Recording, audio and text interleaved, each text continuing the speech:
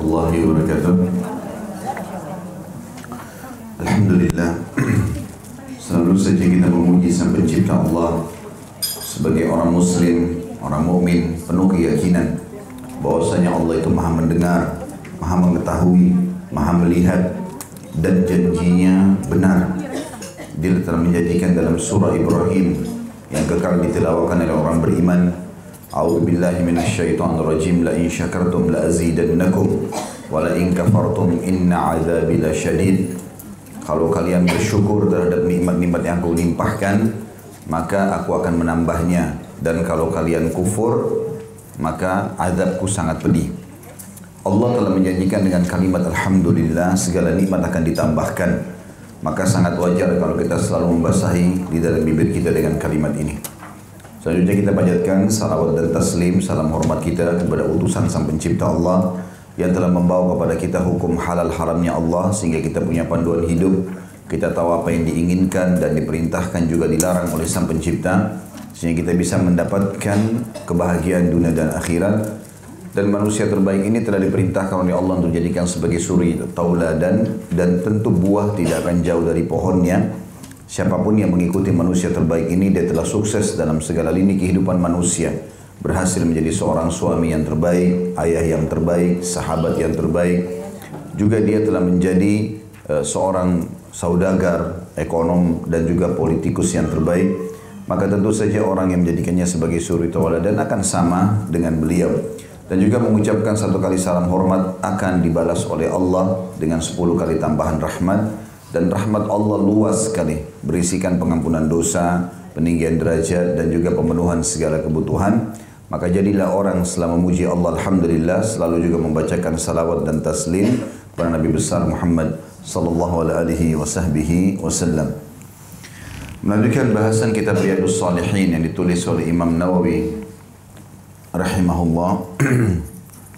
Dan kita masuk tentunya di hadis nomor 154 dan masih bab yang sama, seimbang dalam ketaatan. Islam adalah agama yang terbaik, selalu juga memandu para penganutnya untuk menjadi orang yang terbaik. Dan salah satu kebaikan dari Islam adalah mengatur keseimbangan antara ketaatan kepada Allah Subhanahu wa taala juga kepada hak-hak atau keperluan individual. Pernah ada seorang sahabat bernama Amr bin As radhiyallahu anhu. Beliau kebetulan puasa setiap hari, dan setiap hari solat malam yang diikuti membaca 30 juz Al-Quran. Ya. Lalu kemudian Nabi SAW dengar itu. Nabi SAW tanya kepada dia, sampai kepadaku berita, kau lakukan begini dan begitu. Maka dia mengatakan, betul ya Rasulullah. Kata Nabi SAW, berpuasalah kamu 3 hari setiap bulannya. Maka dia mengatakan, ya Rasulullah, saya masih punya potensi. Ada waktu, ada kekuatan, ya, ada keinginan. Jadi saya bisa puasa setiap hari pun gak ada masalah sepanjang tahun. Ini puasa sunnah ya, selain puasa Ramadan. Maka kata Nabi SAW, kalau begitu puasalah puasa Daud, yaitu puasa sehari dan berbuka puasa sehari. Ketahuilah, dirimu punya hak, istrimu punya hak, anak-anakmu punya hak, semuanya memiliki hak yang harus kamu berikan. Artinya ada keseimbangan di situ. Butuh jasad kita juga istirahat, butuh juga keluarga untuk duduk bersama-sama, butuh juga waktu untuk pekerjaan. Jadi tidak selamanya duduk 24 jam baca Quran, 24 jam kita sibuk dengan zikir kepada Allah. Enggak, tapi kita mengisi semuanya dengan kebaikan-kebaikan yang penting itu dibolehkan dalam agama, apalagi diperintahkan. Maka itu bisa menjadi pahala juga, gitu kan? Karena banyak orang kadang-kadang tidak memahami masalah jenis-jenis ibadah. Dia berpikir ibadah itu hanya sekedar baca Quran, berzikir, sholat. Ya. Padahal banyak sekali. Seperti sabda Nabi SAW, sesungguhnya orang yang paling dicintai oleh Allah adalah orang yang paling bermanfaat bagi manusia yang lain. Makna bermanfaat, apapun yang bisa memberikan manfaat kepada orang, maka tentu saja itu adalah amal ibadah. Sampai kata Nabi SAW, dan sesungguhnya orang yang paling Allah cintai adalah orang yang memenuhi hajat saudaranya muslim. Engkau menyelesaikan utangnya, atau engkau menghilangkan lapar darinya, atau engkau memberikannya pakaian. Bahkan Nabi SAW mengatakan dalam hadis ini, ketahuilah aku memenuhi hajat saudaraku muslim, ya, satu orang saja dan satu hajat, itu lebih aku cintai dan lebih baik daripada aku beriktikaf di masjid ini sebulan. Lalu beliau tunjuk masjidnya beliau. Dan kita tahu Masjid Nabawi, itu orang kalau sholat satu waktu saja sudah 1000 pahala. Bagaimana kalau sebulan? Dan i'tikaf artinya mengikat diri. Subuh, duhur, asar, maghrib, isya di masjid terus. Belum sholat duhanya, belum sholat malamnya, semuanya dikerjakan di masjid. Dan semuanya berarti 1000 pahalanya minimal. Kalau sholat sendiri, kalau sholat berjamaah dikali lagi 25 kali lipat, gitu kan. Jadi besar sekali pahala. Tapi kata Nabi SAW, aku memenuhi hajat saudaraku muslim, walaupun satu. Hanya menunjukkan jalan, hanya menemani ke sebuah tempat, hanya memberikan nasihat, hanya menerima mungkin keluh kesahnya, lalu kemudian kita memberikan dia solusi. Itu kata Nabi SAW, satu kali saja lebih aku cintai dan lebih baik daripada sebulan i'tikaf di masjid ini. Dan banyak orang tidak faham masalah ini. Jadi kesannya amal-amal yang banyak pahala juga dianggap remeh. Ya. Dianggap itu malah tidak ada maknanya buat dia. Padahal sebenarnya maknanya besar sekali. Begitu juga pada saat Amr bin As diingatkan Nabi SAW. Dia rupanya semalam suntuk dari habis isya sampai subuh sholat tahajud. Dan dia berusaha menghatam 30 juz. Ya. Setiap malamnya. Maka Nabi SAW mengatakan, bacalah Al-Quran maksimal ya 7 hari. Saya masih punya kemampuan ya Rasulullah. Kata Nabi SAW, maksimal 3 hari. Dan siapa yang menghatam Al-Quran kurang dari 3 hari, maka dia tidak akan memahami maknanya. Jadi Nabi SAW memberikan kepadanya ya peluang untuk bisa menyeimbangkan antara ya, jiwa kita juga butuh ketenangan. Tentu beda kalau kita dalam kondisi sehat, ya istirahatnya cukup, lalu kita ibadah, itu kan jauh lebih segar, lebih baik. Dan sudah pernah kita bahas hadis sebelumnya, seingat saya di bab yang sama, waktu Nabi SAW masuk masjid, kemudian beliau melihat ada tali diikat di 2 tiang. Masih ingat nggak? Allahu a'lam. Akhirnya Nabi SAW tanya, ini talinya siapa? Ternyata Zainab, anak Nabi SAW, gitu kan? Maka Nabi SAW mengatakan, turunkan tali ini. Ditanya sebenarnya oleh Nabi SAW, untuk apa tali ini? Zainab ya Rasulullah, kalau sholat malam dia ngantuk, maka tangannya satu diikat di tali itu, kanan, yang satu tangan kiri, supaya nggak tidur. Sholat malam. Ya. Maka Nabi SAW mengatakan, turunkan ini. Allah tidak pernah memaksakan hambanya lebih daripada kemampuannya. Tapi bahasan ini, Bapak Ibu sekalian, bukan juga untuk kita menganggap remeh ya. Oh, Islam kan menyuruh kita menyeimbangkan, sudahlah tahajudnya setahun sekali aja. Misal, sedekahnya setahun sekali, Quran kapan ada waktu, bukan juga begitu ya. Artinya kita menyeimbangkan di sini, ada juga kebutuhan-kebutuhan kita pribadi, ada saatnya kita masuk kamar mandi, ada saatnya kita ngobrol sama tamu, ada saatnya kita keluar ke pasar beli hajat, ada saatnya bermain sama anak-anak, ada saatnya memenuhi kebutuhan suami, istri. Maka ini semua adalah hal yang mendasar yang harus difahami, juga ada ibadahnya. Ya, dia juga dilakukan untuk mendapatkan variasi ibadah. Dan seseorang muslim, kalau dia memvariasikan ibadah yang dia diperintahkan dalam agama, walaupun itu sunnah hukumnya, jauh lebih baik daripada orang yang hanya fokus kepada satu jenis ibadah. Jadi seperti contoh misalnya, kita temukan bacaan-bacaan doa iftitah dalam sholat banyak sekali. Ya, ragamnya. Tidak kurang dari 7 atau 8 macam doa iftitah. Seingat saya itu ya. Maka beda pahalanya antara orang yang menghafal semua lalu dia variasikan, dengan orang yang cuma satu, terus itu aja dibaca sepanjang hidupnya. Karena dia akan dapat pahala di setiap jenis ini, walaupun cuma sekali seumur hidup dilakukan. Misal contoh. Maka ini semua masuk dalam masalah bab menyeimbangi amal ibadah itu. Dan yang terakhir yang sudah kita jelaskan adalah hadis tentang kasus Salman dan Abu Darda radhiyallahu anhuma di nomor 153. Ini tidak saya ulangi lagi, kita akan masuk pada pagi ini insyaallah. Semoga Allah berkahi hadis nomor 154. Ya, seperti biasa saya bacakan dulu. Dari Abu Muhammad Abdullah bin Amr bin As radhiyallahu anhuma, beliau berkata, saya mengatakan radhiyallahu anhuma karena Abdullah sahabat, ayahnya Amr bin As adalah sahabat. ukhbiran Nabi sallallahu alaihi wasallam anni aqul wallahi la asumanna an-nahar wa la aqumanna al-lail ma ishtu. Faqala Rasulullah sallallahu alaihi wasallam anta alladhi taqulu dhalik. Faqultu lahu qad qultuhu bi abi anta wa ummi ya Rasulullah. Qala fa innaka la tastati'u dhalik. Fasum wa aftir wa nam wa qum wa sum min asy-syahri 3 ayyam fa innal hasanata bi 10 amsalha wa dhalika mithlu siyamid dahr. Faqultu aqultu fa inni utiqu afdala min dhalik. Qala fasum yawman wa aftir yawmaini. Qultu fa inni utiqu afdala min dhalik. Qala fasum yawman wa aftir yawman fadzalika siyamu Daud alaihi salam wa huwa a'dalus siyam.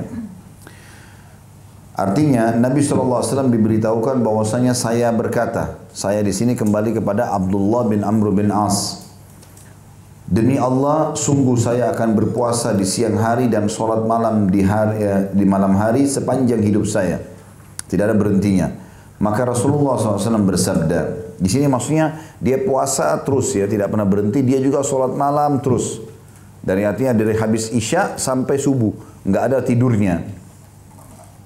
Demi Allah, sungguh saya akan berpuasa di siang hari dan sholat di malam hari sepanjang hidup saya. Maka Rasulullah SAW bersabda, engkaukah yang telah mengatakan itu? Maka saya pun berkata, sayalah yang telah mengucapkannya. Saya jadikan bapa dan ibuku tebusanmu. Ya, di situ ada ya footnote nomor 158 di bawah, engkau ditebus dengan bapa dan ibuku. Ini biasanya orang Arab kalau menghormati orang dia mengatakan ya untuk Rasulullah SAW ya. Ini bahasa ini yang kita temukan dalam riwayat hanya untuk kepada Nabi SAW biasanya sahabat ucapkan. Artinya anda lebih daripada ayah dan ibuku. Ya, karena tentu orang tua tidak boleh dilebihkan dari orang lain. Tetapi kalau Nabi SAW kita harus dahulukan. Ya, walaupun dari orang tua kita sendiri. Beliau mengatakan, maka saya berkata, sayalah yang telah mengucapkannya. Saya jadikan bapa dan ibuku tebusanmu, wahai Rasulullah. Beliau bersabda, engkau tidak akan sanggup melakukannya. Maka berpuasalah dan berbukalah. Tidurlah dan sholatlah. Dan berpuasalah 3 hari per bulan. Karena kebaikan itu dibalas dengan 10 kali lipat. Dan itu seperti puasa setahun. Saya katakan, sesungguhnya saya mampu melakukan yang lebih baik dari itu. Beliau bersabda, puasalah sehari dan berbuka puasalah 2 hari. Saya katakan, sesungguhnya saya mampu melakukan yang lebih baik dari itu. Maka beliau pun sallallahu alaihi wasallam bersabda, puasalah sehari dan berbukalah sehari. Itulah puasa Daud alaihissalam yang merupakan puasa yang paling adil atau yang paling baik. Ya, seperti biasa saya baca dulu riwayat lainnya, baru kita masuk ke rincian hadis. Dalam riwayat yang lain, huwa afdalus siyam. Faqultu fa inni utiku afdala min dhalik. Faqala Rasulullah sallallahu alaihi wasallam la afdala min dhalik. Wala an akuna qabiltu thalathata ayyam allati qala Rasulullah sallallahu alaihi wasallam ahabbu ilayya min ahli wa mali. Itulah puasa yang paling utama, maksudnya puasa sehari, bukan puasa sehari. Maka saya katakan, maksudnya Abdullah bin Amr bin As radhiyallahu anhu, saya masih mampu melakukan yang lebih baik dari itu. Maka Rasulullah SAW bersabda, tidak ada yang lebih baik dari itu. Dan saya menerima 3 hari yang dikatakan oleh Rasulullah SAW, tentu itu lebih saya sukai daripada keluarga dan hartaku.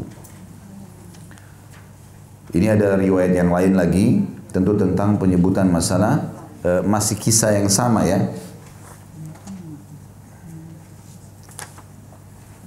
Riwayat yang ketiga adalah, alam ukhbar annaka tasumun nahara wa taqumul lail? Qultu bala ya Rasulullah. Qala fala taf'al, sum wa aftir wa nam wa qum, fa inna li jasadika 'alaika haqqan wa inna li 'ainayka 'alaika haqqan wa inna li zawjika 'alaika haqqan wa inna li zawrika 'alaika haqqan wa inna bihasbika an tasuma fi kulli shahrin 3 ayyam fa inna laka bi kulli hasanatin 10 amsalha fa inna dhalika siyamud dahr fashaddadtu fashuddida alayya. Qultu ya Rasulullah inni ajidu quwwah. Qala sum siyama nabiyillahi Dawuda wa la tazid alayhi. Qultu wa ma kana siyamu Daud? Qala nisfun nahari fakana Abdullah yaqulu ba'da ma kabir ya laitani qabiltu rukhsata Rasulillah sallallahu alaihi wasallam. Benarkah kabar, kata Nabi SAW kepada Abdullah bin Amr bin As radhiyallahu anhu, benarkah kabar yang sampai kepadaku bahwasanya engkau berpuasa di siang hari dan berdiri solat di malam hari? Makna di siang hari artinya setiap hari non-stop ya. Maka saya menjawab, benar wahai Rasulullah. Beliau pun sallallahu alaihi wasallam menjawab, jangan melakukan itu. Berpuasalah dan berbukalah. Tidurlah dan bangunlah. Karena sungguhnya jasadmu memiliki hak yang harus kamu tunaikan. Kedua matamu memiliki hak atas dirimu. Istrimu memiliki hak yang harus kamu tunaikan. Dan tamumu memiliki hak yang harus kamu tunaikan. Sesungguhnya cukup bagimu bila kamu berpuasa 3 hari dalam setiap bulan, karena kamu mendapatkan dengan setiap kebaikan 10 kali lipatnya. Yang demikian itu adalah puasa setahun. Saya memperberat diri sehingga saya diperberat, kata Abdullah radhiyallahu anhu. Saya berkata, wahai Rasulullah, sungguhnya saya merasa masih kuat. Maka beliau sallallahu alaihi wasallam bersabda, berpuasalah seperti puasa Daud dan jangan kamu melebihinya. Saya bertanya, bagaimanakah puasanya Nabi Daud itu?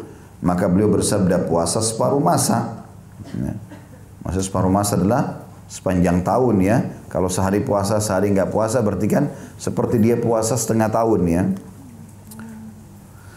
Maka saya pun berkata, atau ketika Abdullah telah berusia lanjut, beliau berkata, andai saja dulu saya menerima keringanan yang diberikan oleh Rasulullah sallallahu alaihi wasallam. Masih riwayat yang lain, saya bacakan dulu semua riwayatnya karena ini sama, hadisnya cuma berbeda, ada beberapa poin tambahan saja. Alam ukhbar annaka tasumud dahr wa taqra'ul Qur'ana kulla laylah, faqultu bala ya Rasulullah, walam azid walam urid bidzalika illa al-khair. Qala fasum sawma nabiyillahi Daud fa innahu kana a'bad an-nas wa qra'il Qur'ana fi kulli shahr. Qultu ya Nabi Allah, inni utiku afdala min dhalik.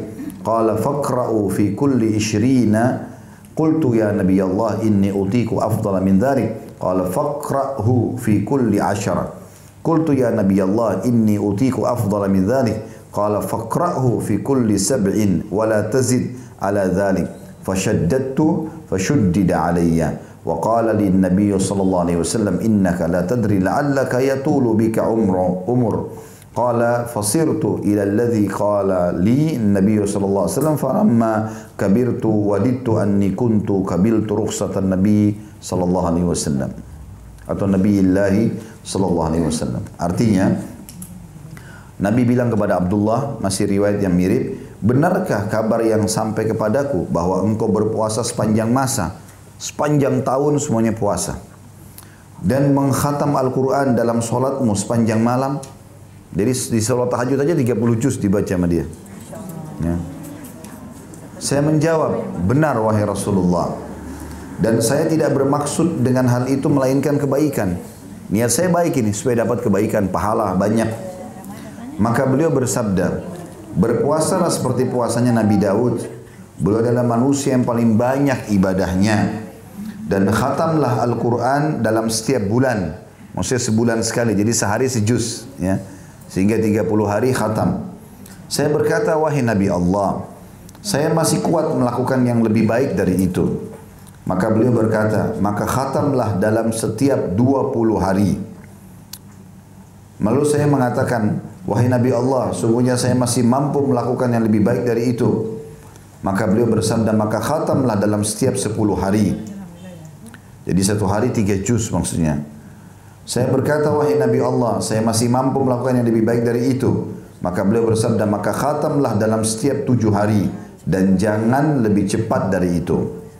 Tapi saya memperberat diri, maka saya pun diperberat. Dan Nabi SAW bersabda kepadaku, sungguhnya engkau tidak tahu, barangkali umurmu panjang.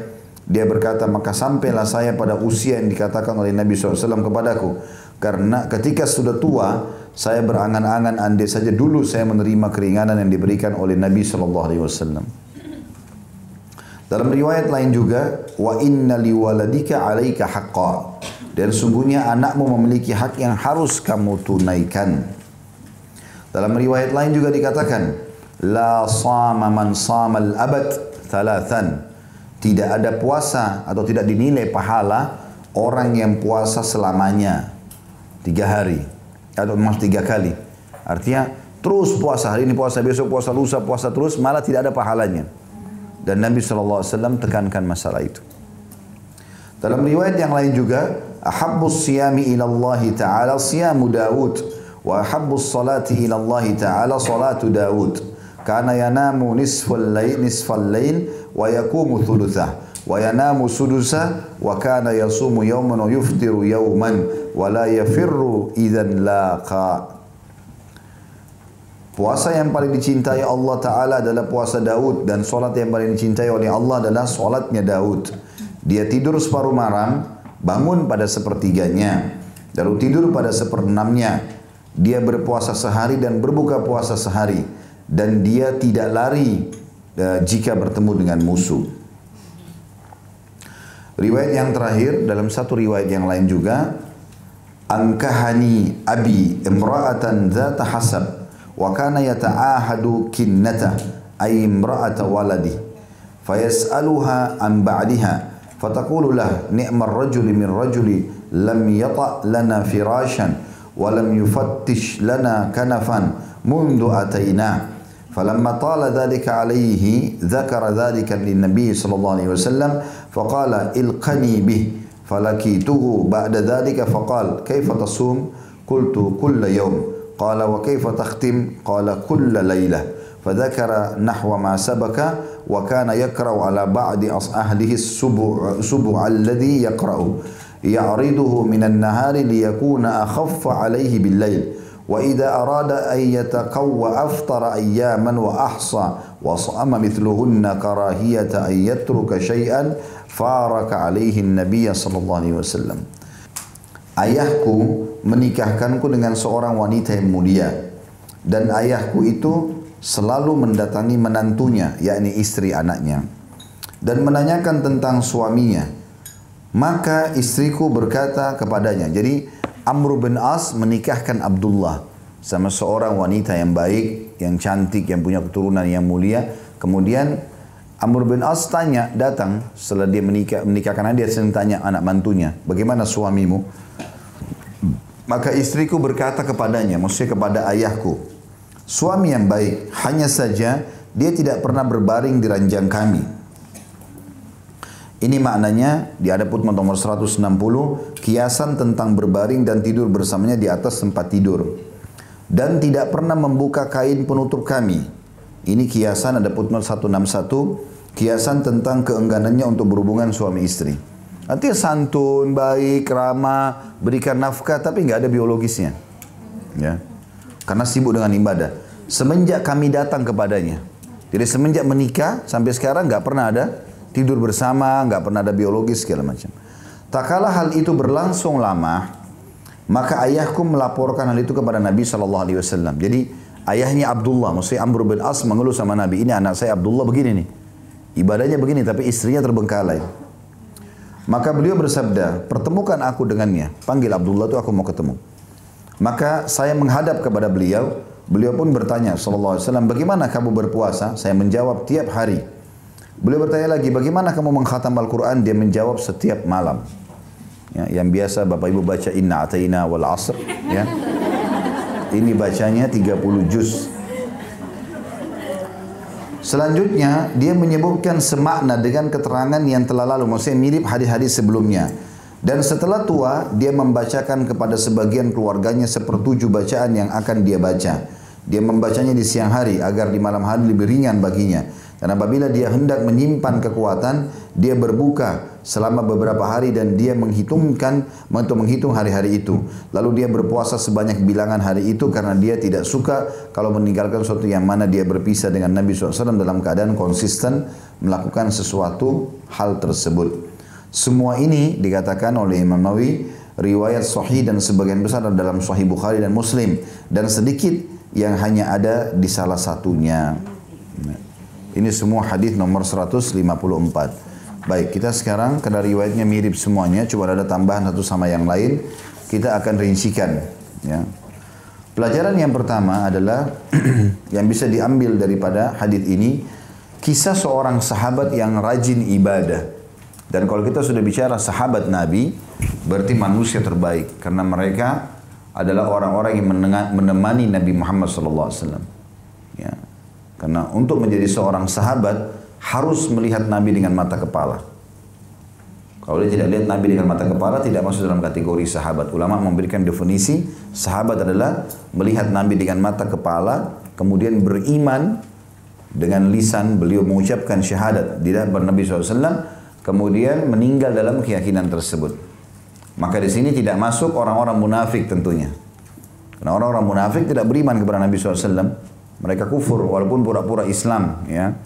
Dan juga tidak masuk orang-orang yang murtad setelah meninggalnya Nabi SAW. Karena mereka meninggal, atau Nabi meninggal, mereka ada yang murtad. Meninggalkan ajaran Nabi SAW. Ya.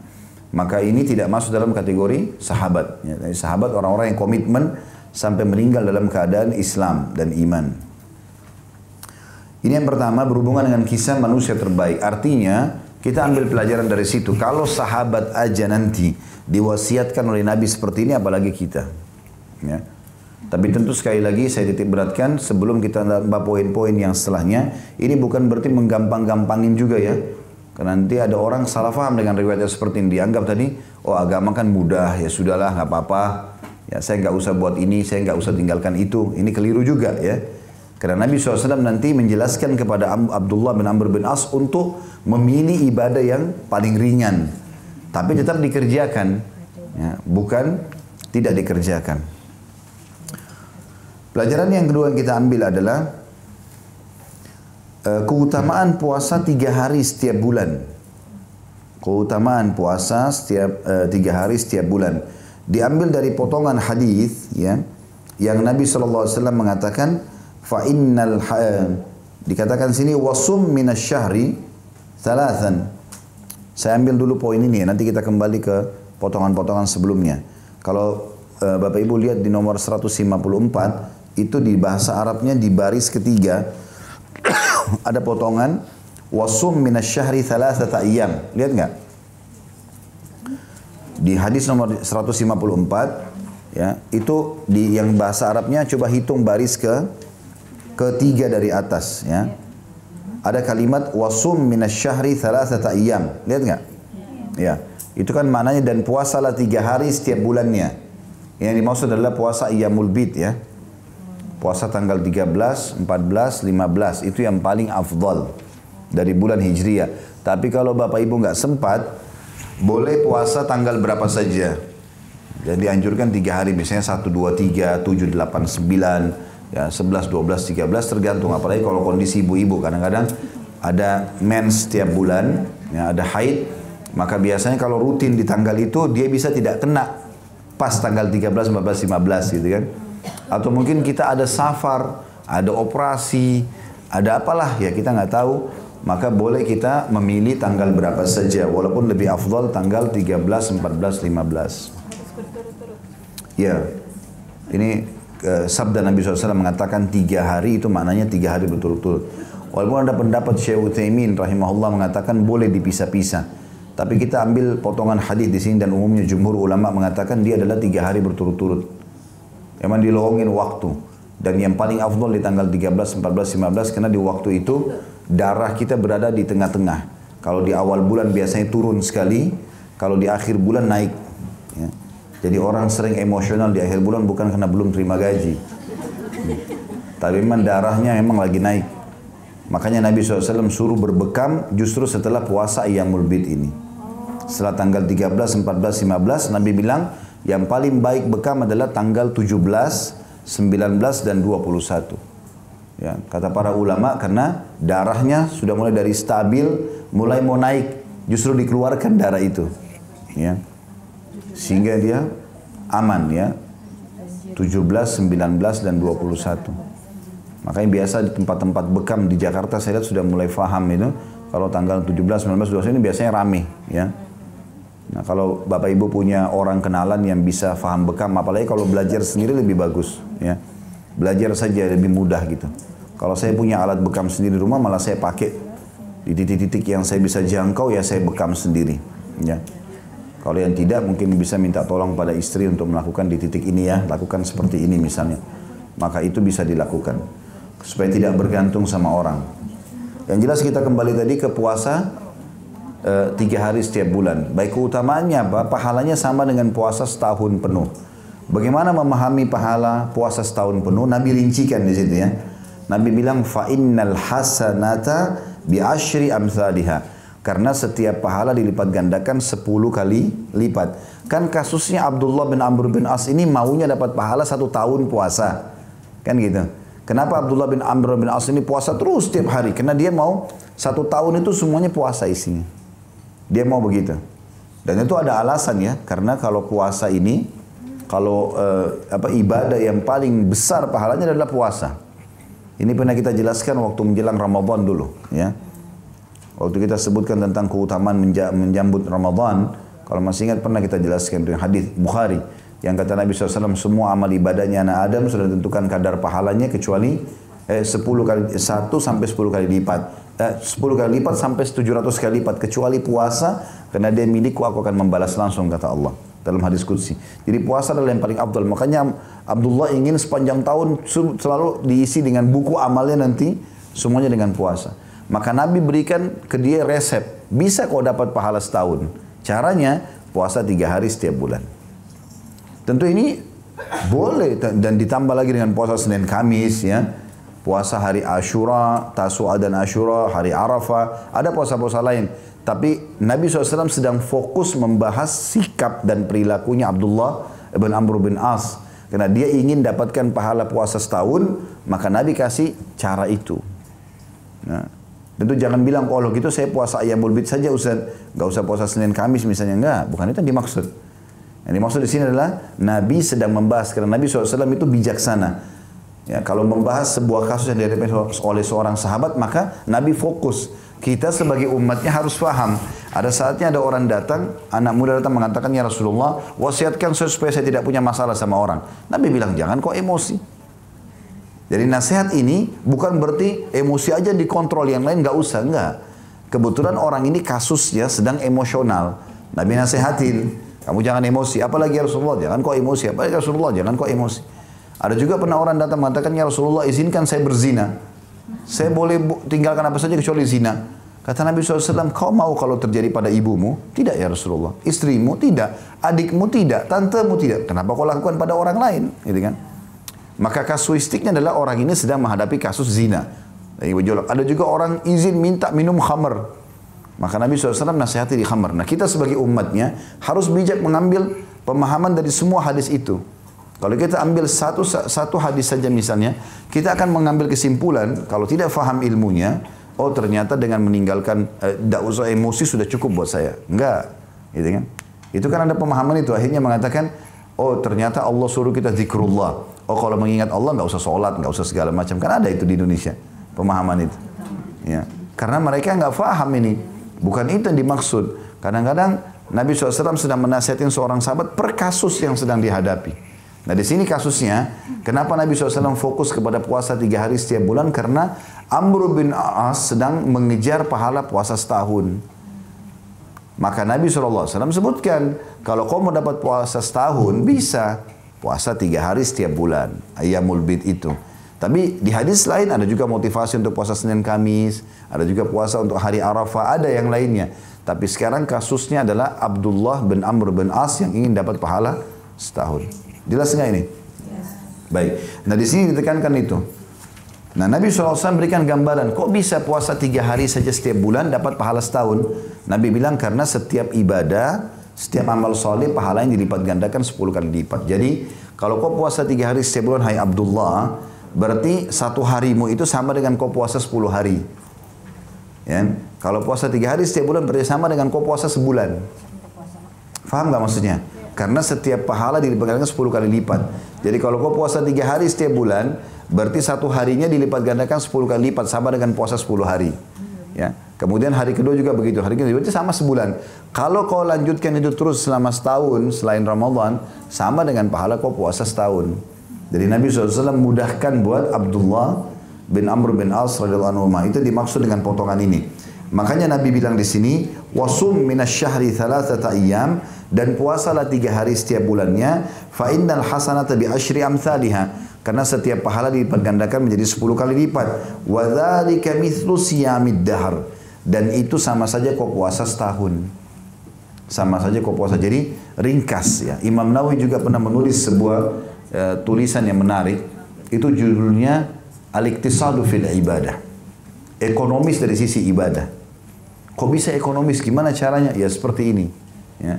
Jadi seseorang bisa mendapatkan pahala yang banyak dengan orang yang lain yang melakukan lebih banyak mengambil waktu dan yang lainnya. Seperti kasus ini misalnya.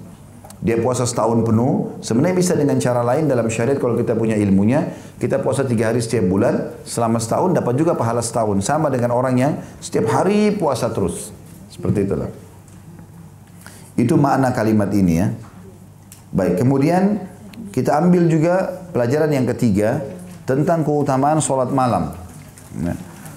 Keutamaan sholat malam. Diambil daripada potongan hadis, masih hadis nomor 154, hadis yang pertamanya, ya, yang kata Nabi SAW, waktu tanya Abdullah bin Amr bin As, telah diberitakan kepadaku bahwasanya kau telah berkata demi Allah kau akan berpuasa di siang hari dan sholat di malam hari sepanjang hidup. Ya. Maka Rasulullah SAW mengatakan, engkau yang mengatakan itu? Dia mengatakan, iya, saya yang telah mengucapkan, saya jadikan bapa dan ibuku sebagai tebusan wahai Rasulullah. Beliau bersabda, engkau tidak mampu lakukan itu, maka puasalah dan berbukalah, tidurlah dan sholatlah. Dari kalimat tidurlah dan sholatlah, kata para ulama, afdal sholat malam dimulai dengan tidur. Ya. Dimulai dengan tidur, supaya kita bangun segar, tidak ngantuk. Ya. Dan yang paling afdal, seorang muslim dan muslimah kalau tidak ada hajat yang mendesak, tidur di awal malam. Awal malam itu habis isya ya. Habis isya udah langsung istirahat udah, gak ada kegiatan lagi. Kegiatan semuanya Allah buat kayak sekarang pagi, siang, sore ada matahari begini, terang begini itu untuk aktivitas. Ya. Kita kalau terang begini walaupun mau tidur kadang-kadang susah karena silau. Memang waktu untuk beraktivitas. Allah mengatakan, dan kami jadikan siang untuk kehidupan. Wa ja'alna an-nahara ma'asha. Ya, dan kami jadikan kehidupan siang itu untuk hidup, untuk aktivitas. Memang dari pagi sampai menjelang maghrib. Sudah gelap langit, itu memang Allah SWT suruh kita istirahat. Ya, disuruh istirahat. Makanya orang lebih santai, lebih rileks di malam hari. Dan syaitan menggunakan kesempatan itu. Kata Nabi SAW, kalau sudah tiba maghrib, maka masukkanlah anak-anak kalian ke dalam rumah karena syaitan sedang keluar, ya, sedang keluar. Mereka sudah mulai mengetahui kalau malam hari manusia sudah mulai santai dan dosa terjadi di waktu santai. Kalau kita lagi sibuk di siang hari begini, orang banyak beraktivitas, kita malu buat dosa kan? Umumnya begitu. Dan kadang-kadang karena kesibukan kita nggak terfikir. Tapi kalau sudah pulang ke rumah, kemudian kita sudah santai, udah mandi, badannya sudah tenang, pikirannya sudah tenang, maka terbukalah potensi-potensi dosa. Syaitan bisa masuk di situ. Maka di malam hari itu memang waktu untuk istirahat. Kapan orang tidur, maka akan aman. Ya. Karena orang tidur aman dari masalah kemaksiatan insya Allah. Apapun yang terjadi pada saat dia tidur tidak dihakimi atau tidak dihukumi oleh Allah SWT. Kata Nabi SAW, diangkat pena catatan malaikat dari 3 orang. Dari anak kecil sampai dia balik, orang gila sampai dia sadar, dan orang tidur sampai dia bangun. Jadi kalau ada orang tidur dia membunuh, maka nggak terjadi hukum padanya. Itu. Misalnya dia tidur, dia mimpi, ngigau, dia ambil pisau, dia tusuk seseorang, maka nggak dihakimi hukum. Itu kalau terjadi. Ya. Tapi jelas malam hari itu memang untuk tidur. Makanya disunnahkan untuk tidur di awal malam. Dan Abu Daud rahimahullah, salah satu pemilik Sunan Abu Daud yang masyhur dari 9 buku hadis yang jadi rujukan umat Islam, itu beliau menulis bab khusus namanya bab nahi anis samr, bab larangan begadang. Ya. Tanpa ada uzur itu dilarang. Dan banyak sekali hadis Nabi SAW yang diangkat oleh beliau tentang larangan untuk begadang ini tanpa ada uzur. Jadi sengaja buang-buang waktu. Oh enggak, saya enggak bisa tidur, saya biasa jam 12 malam baru tidur. Itu kan dia sedang mengirim sinyal di otak dia, kalau saya enggak bisa tidur kecuali jam 12. Enggak boleh ada begitu, itu sugesti negatif. Ya. Bisa insya Allah, kenapa enggak bisa? Ya, saya kan pernah bilang, kita jangan kurung diri kita di bingkai kehidupan yang kita buat sendiri. Saya nggak bisa tidur kecuali di rumah saya. Ya susah kalau nginap di rumah orang tua. Kalau terjadi gempa, nginap di rumah orang, nginap di masjid, naudzubillah, kan misalnya terjadi gempa itu, maka itu tetap aja bisa. Kalau orang tidak mengurung dirinya di situ, tidak ada sugesti yang mengurung dirinya di sini, maka dia akan aman. Saya pernah kasih contoh gitu, kalau saya tidak minum kopi pagi hari, kepala saya pusing. Nanti pusing benar. Ada susu, ada kopi, ada teh, ada air putih minum. Nggak ada pun nggak apa-apa. Nabi SAW pernah pulang ke rumah tanya Aisyah, Aisyah ada makanan nggak? Nggak ada. Kalau gitu saya puasa. Selesai. Mudah kok bagi Nabi. Ada. Alhamdulillah nggak ada ya sudah. Gitu kan? Jadi kalau kita lagi pengen, ibu-ibu pengen beli baju nggak dapat, nggak apa-apa. Nggak usah nggak tidur 2 hari. Ya. Pikirin terus. Tasnya dipikirin, bajunya dipikirin. Sudahlah, biasa saja. Ada. Alhamdulillah nggak ada ya sudah ganti yang lain. Gitu. Maka itu contoh-contoh saja. Jadi makanya kalau tidak bisanya mengerjakan satu perbuatan karena dia sendiri yang menanamkan itu dalam dirinya. Ya, saya nggak bisa tidur kecuali di rumah saya. Ada saya pernah cerita itu hari sampai ada jemaah umroh pergi umroh bawa bantal. Saya tanya kenapa bawa bantal? Saya nggak bisa tidur kalau nggak pakai ini. Itu kan negatif sekali. Ada bantal di mana saja pakai, ya. Kan bisa. Contoh saja. Jadi akhirnya jadi susah sendiri, nggak bisa gitu kan. Baik itu bisa diambil, maka tidur awal malam adalah sunnah Nabi SAW sehingga cukup untuk bangun. Ya. Dan kita sudah tahu juga waktu-waktu ini adalah waktu yang sangat baik untuk istirahat. Secara medis pun begitu ya. Orang-orang naudzubillah yang kena jantung, ya, yang stroke, itu sekarang salah satu terapinya dibangunkan di sepertiga malam ya, atau setengah malam, di jam 2 malam, bangun disuruh jalan-jalan di depan kamarnya. Ya.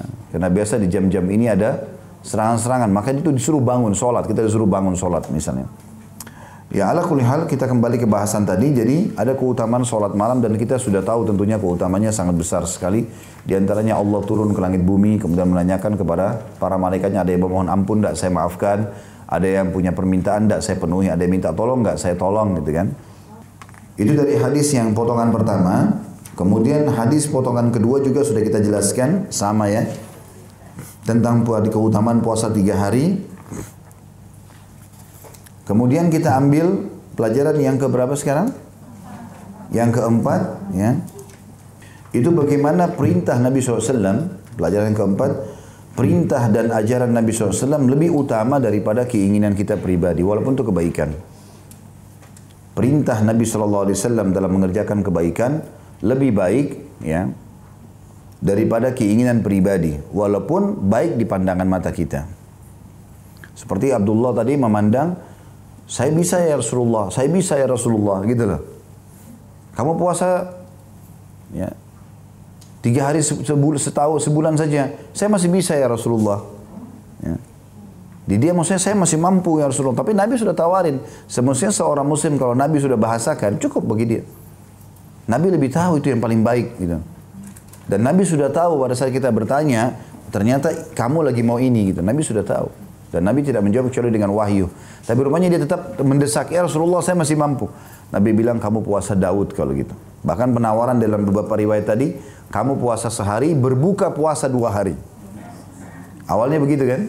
Terus kemudian dia bilang saya masih mampu ya Rasulullah. Baik, terakhir kau puasa, sehari berbuka puasa. Tapi di sini ada hal yang mendasar. Abdullah radhiyallahu anhu di akhir hidupnya mengatakan apa? Aku pun ya menyesal ya. Kalau di riwayat tadi yang kedua masih di halaman 165 dia mengatakan di potongan terakhir, ketahuilah bahwasanya aku menjalankan puasa 3 hari setahun, 3 hari dalam setiap bulannya itu lebih aku cintai daripada istri dan hartaku. Ya. Dalam riwayat-riwayat tadi yang sesudahnya juga dia mengatakan pada saat dia sudah tua, karena mulai tetap dia pertahankan ibadahnya itu, pada saat dia sudah mulai tua dia menyesal, dia mengatakan coba saya mengikuti Rasulullah SAW dari awal, gitu loh, dari awal. Ya. Maknanya bukan dia menyesali ibadahnya, tapi dia dengan berjalan waktu dia mulai merenungi, ternyata Nabi SAW sampaikan kepada saya ibadah yang lebih ringan, waktunya lebih sedikit, energi lebih sedikit, tapi pahalanya sama. Ya. Kenapa saya nggak ikutin saja? Nah, berarti memang perintah Nabi SAW itu jauh lebih baik. Ya, walaupun kita merasa punya potensi. Memang biasanya orang kalau sudah semangat sekali, seperti mobil sudah digas, ya, itu untuk injak remnya kadang-kadang susah. Ya.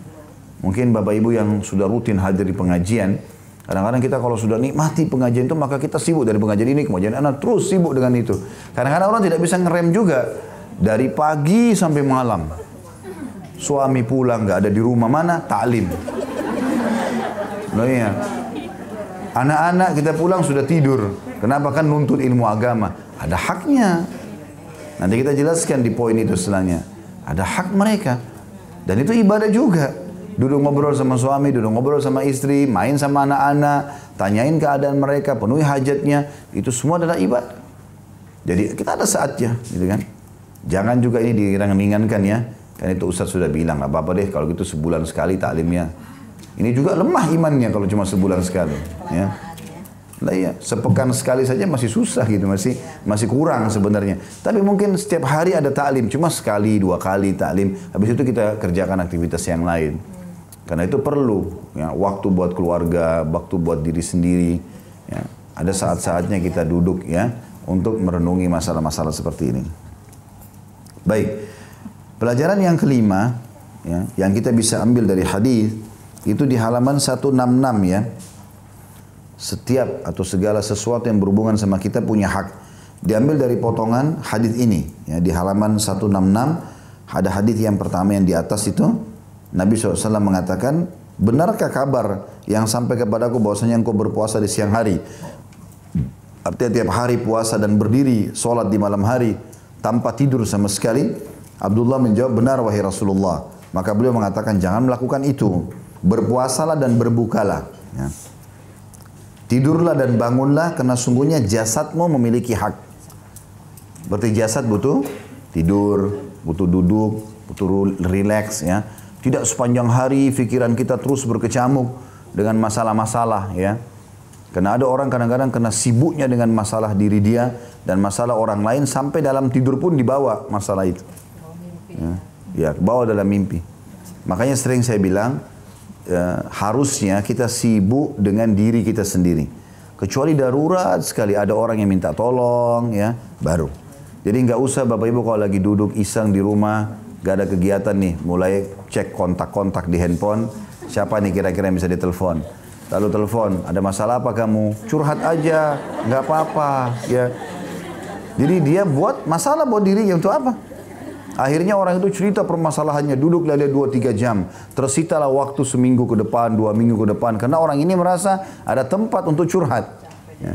Ya nggak usah, nggak perlu. Kalau waktu lowong, gunakan untuk istirahat, untuk baca buku, dengerin ceramah. Banyak hal yang bisa kita lakukan. Ya. Dikatakan di sini, berpuasalah dan berbukalah, tidurlah dan bangunlah karena sungguhnya jasadmu memiliki hak yang harus kamu tunaikan. Banyak hak jasad ya. Mandi pada saat gerah, makan pada saat lapar, minum pada saat haus. Itu kan semua peringatan dari Allah. Ya, tidur dan istirahat pada saat capek ya. Tidak semuanya harus menyita waktu dari pagi sampai malam dengan kegiatan-kegiatan yang akhirnya membuat dia ya tidak bisa istirahat. Kemudian Nabi SAW lebih dalam lagi merincikan, jasad punya hak. Kedua matamu memiliki hak atas dirimu. Mata artinya tidur di sini. Tidur ya. Atau melihat sesuatu yang halal atau mubah dalam Islam. Kayak melihat pemandangan yang indah. Ya, pohon-pohon yang berwarna hijau ya. Itu hal yang dibolehkan. Bukan di sini berarti mata punya hak, berarti duduk nonton ya. Sesuatu yang haram, bukan itu yang dimaksud. Istrimu memiliki hak yang harus kamu tunaikan. Ya, ini juga karena Nabi SAW sedang bicara dengan Abdullah bin Amr bin As, sahabat laki-laki. Maka Nabi sebutkan istrimu. Ya. Berarti di sini maknanya sama. Kalau seandainya yang sedang bertanya perempuan, Nabi akan bilang suamimu juga punya hak. Ya. Karena nanti kita temukan di situ riwayat yang setelahnya, bagaimana pada saat Abdullah menikah dengan seorang wanita, sangat cantik, jalur keturunannya juga bagus, nggak pernah disentuh. Nggak pernah ngobrol, nggak pernah disentuh, nggak ada biologis. Dan bahasanya pakai bahasa kiasan. Abdullah nggak, dia suami yang baik sekali. Santun, soleh, baiklah, orang terkenal. Tetapi nggak pernah menyentuh ranjang kami. Malam istrinya tidur, dia nggak pernah tidur. Gitu kan? Dan tidak pernah berbiologis, itu sudah dijelaskan. Maka di sini istri memiliki hak yang harus kamu tunaikan karena ada saatnya kita duduk ngobrol berdua. Jadi bagi bapak ibu yang tidak ada waktu untuk duduk ngobrol sama keluarganya ini keliru. Ya, harus duduk ngobrol. Ya, duduk ngobrol, duduk bicara. Karena kalau kita tidak ngobrol sama pasangan kita, maka dia akan ngobrol sama orang lain. Ya. Nah, itu tidak baik. Ya. Maka kita harus jadi pendengar yang baik. Datang, ngobrol. Dan kalau kita bisa menciptakan suasana pasangan kita nyaman ngobrol, teman-teman sekalian, maka dia setiap ada masalah pasti datang ke kita. Dan itu tujuannya. Berumah tangga diantara tujuannya adalah ngobrol satu sama yang lain, menyampaikan permasalahannya. Ya, karena Allah Subhanahu wa taala menggambarkan suami istri itu libas. Libas artinya pakaian, ya. Dalam ayat Al-Qur'an yang Allah ceritakan masalah bolehnya berhubungan biologis di malam hari Ramadan, Allah SWT mengatakan hunna libasul lakum wa antum libasul lahun. Kalian wahai para suami pakaian buat istri-istri kalian dan juga istri kalian pakaian buat kalian. Makna pakaian artinya tidak ada, pakaian kan selalu fungsinya untuk menutupi badan kita dari dingin, dari aib, ya. Terus penilaian orang jadi bagus kalau kita pakai baju bagus, itu fungsi pakaian. Allah gunakan bahasa ini saking pekanya pasangan hidup itu. Allah mengatakan ini pasangan satu sama lain pakaian. Artinya memang yang menutupi aibnya, yang melindungi dia, yang menghormati dia, memujinya segala macam adalah pasangannya. Nah, maka di sini dikatakan istrimu juga punya hak. Ya. Di sini dikatakan istri punya hak, kemudian selanjutnya dan tamumu memiliki hak yang harus kamu tunaikan. Ada orang kadang-kadang karena dia pikir dia mau ibadah, misalnya dia mau sholat sunnah, sementara ada tamu datang. Buru-buru maaf ya, saya mau sholat sunnah, sudah ya, pergi. Melayani tamu wajib, sholat sunnah, sunnah. Ya. Bahkan kita sudah tahu hukumnya sebagian pendapat ulama boleh berbuka puasa untuk tamu kalau puasa sunnah. Ya. Maka itu termasuk hal yang karena menghormati tamu. Menghormati tamu hukumnya wajib. Kita sudah jelaskan di kasus Salman Al-Farsi dan Abu Darda. Di hadis nomor 153 kemarin ya. Kita jelaskan masalah itu. Jadi kalau tamunya malu mau makan, misalnya karena kita tuan rumahnya lagi puasa, ya kita buka puasa. Ya udah, kita buka puasa sama-sama dia supaya dia nggak malu gitu ya. Contoh saja, kalau ini puasa sunnah, bukan puasa Ramadan, bukan puasa bayar utang, itu wajib ya. Atau puasa nazar, kalau sembuh penyakit saya mau puasa 3 hari, lalu dia puasa itu nggak boleh batal, itu puasa nazar, wajib. Nggak boleh lagi ditunda gitu ya. Maka selain ini puasa sunnah dibolehkan. Maka ada orang kadang-kadang tidak bisa memposisikan mana sunnah, mana wajib. Sholat tahajud dia sholat dari habis isya atau dari jam 1 malam. Menjelang subuh 15 menit tidur, kebablasan, bangun jam 7. Ini dapat ikan teri, ikan paus lepas ini. Sholat subuh wajib. Itu jauh lebih afdal daripada sekian ribu sholat malam. Sholat subuh itu. Maka jangan sampai salah. Usahakan dapat dua-duanya. Tapi jangan sampai kita dahulukan sunnah lalu wajib terbengkalai. Kan itu. Ada hal-hal mendasar yang harus difahami. Tamu punya hak duduk sampai dia selesai hajatnya. Itu penting sekali. Menghormati tamu adalah bagian daripada agama. Bahkan kata Nabi SAW dalam hadis Bukhari Muslim, man kana yu'minu billahi wal yawmil akhir falyukrim dhaifah. Siapa yang mengaku beriman pada Allah dan hari akhir, dia harus mengikram tamunya. Mana ikram? Orang Arab itu dikatakan karam. Kalau dia punya apa saja dari makanan minuman dikeluarkan semua. Termasuk dalam karam adalah tidak bertanya pada tamu kenapa kamu datang. Ya. Termasuk karam namanya. Karam itu berarti memuliakan tamu. Kalau dia sampaikan hajatnya, alhamdulillah. Kalau tidak berarti cuma mau bertamu, ya sudah. Gitu kan? Maka itu poin penting. Hilangi sifat-sifat bakhil dalam masalah ini. Ada tamu bel pintu, dari depan pintu tanya, kenapa? Nanya. Nggak mau masuk tamunya ke dalam rumah. Ya. Ini aneh betul. Ini. Ya. Harusnya menghormati. Orang sudah bel pintu berarti ada sesuatu. Temuin dengan baik, dengan santun. Ya. Di sini Nabi SAW suruh penuhi haknya tamu. Ya. Termasuk dalam ikram adalah tidak menanyakan mau minum apa, mau makan apa. Yang ada keluarin aja. Ada panas, ada dingin, hidangkan aja. Nanti dia pilih sendiri. Itu termasuk ikram. Termasuk ikram. Karena kalau misalnya kita bilang mau minum apa, dia minta kopi, kita nggak ada. Gimana? Lagi nggak ada. Ya sudah, kita punya apa, kita keluarin aja. Menurut kita yang terbaik apa, hidangkan. Nanti dia minum. Saya pernah ke rumah orang, begitu Masya Allah. Begitu duduk nggak ditawarin sama dia, terus meja dikeluarin yang dingin, yang panas. Terserah Ustaz mau minum apa. Ya udah, kita sudah tahu pilih yang mana gitu. Yang tidak disentuh ya sudah. Tapi itu termasuk ikram. puncak daripada pelayanan tamu itu sebenarnya begitu. Sebenarnya seperti itu. Dan seterusnya. Maka itu masuk dalam hak di sini. Jadi kadang-kadang ada orang buru-buru mau berdiri, padahal tamunya masih ada, sehingga tamunya pun belum selesai menyampaikan hajat sudah harus pulang, gitu kan? Nggak, harusnya selesai. Termasuk dalam ikram tamu adalah tidak memutus pembicaraannya. Kalau dia lagi bicara, sampaikan sesuatu, dengarin aja. Ya sudah, gitu kan? Itu termasuk dalam masalah ini semua.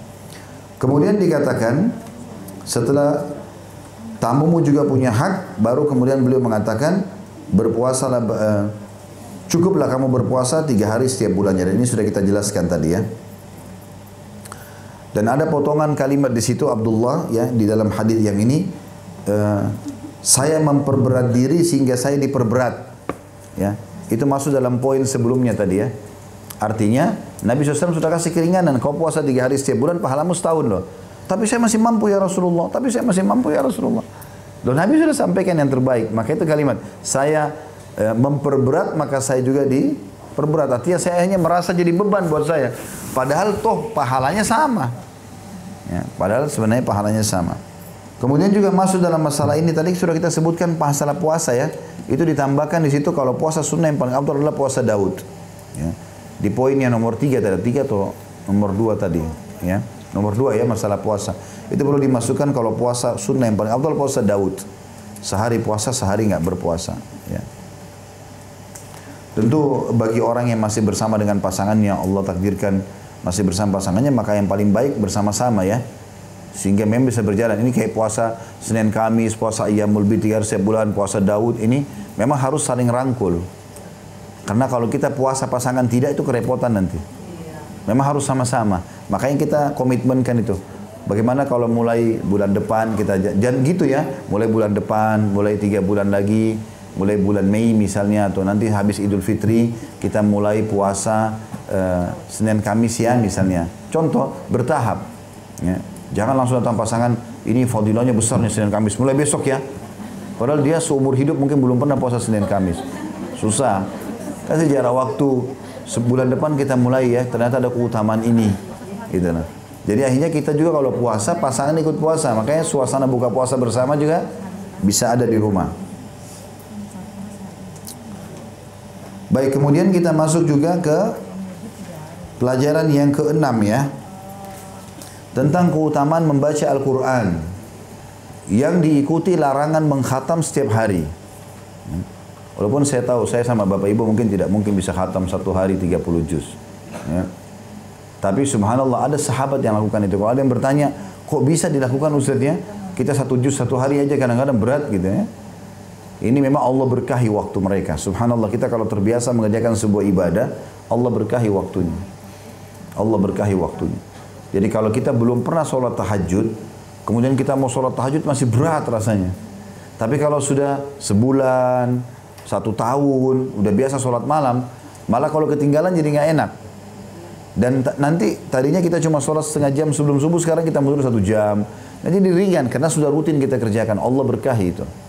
Rutinnya orang tidak pernah baca Quran, terus tiba-tiba mau baca 1 juz, berat bagi dia.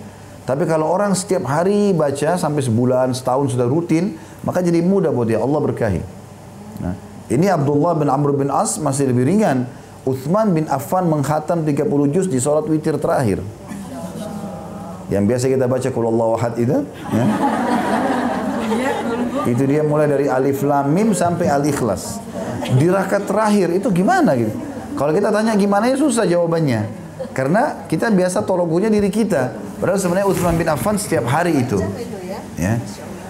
Dan juga perlu kita ketahui larangan Nabi SAW untuk membaca Al-Quran, mengkhatam 1 hari ya 30 juz ini, kata sebagian ulama berlaku bagi orang-orang yang baru memulai mengkhatam Al-Quran supaya dia tidak kagetkan dirinya, dan juga tidak masuk dalamnya di waktu-waktu yang utama.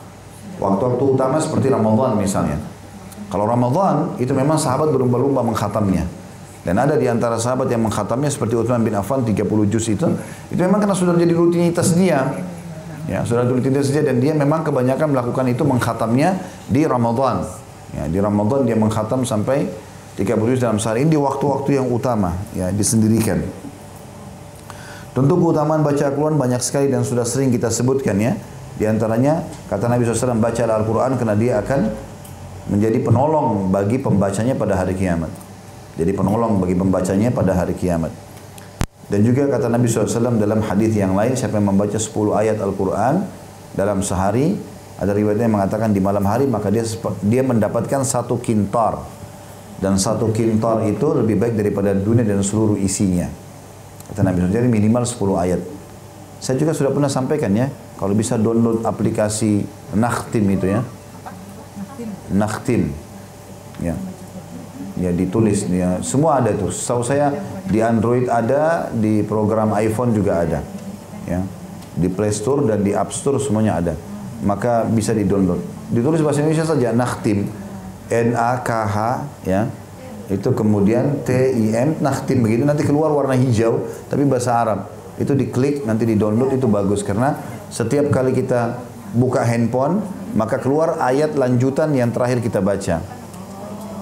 Memang judulnya itu mengkhatam Al-Quran. Jadi kita bisa tahu gitu ya. Saya sudah sempat sampaikan itu. Bagi Bapak Ibu yang sudah memaki bisa diingatkan kepada teman-teman yang lain. Dapat pahala juga insya Allah.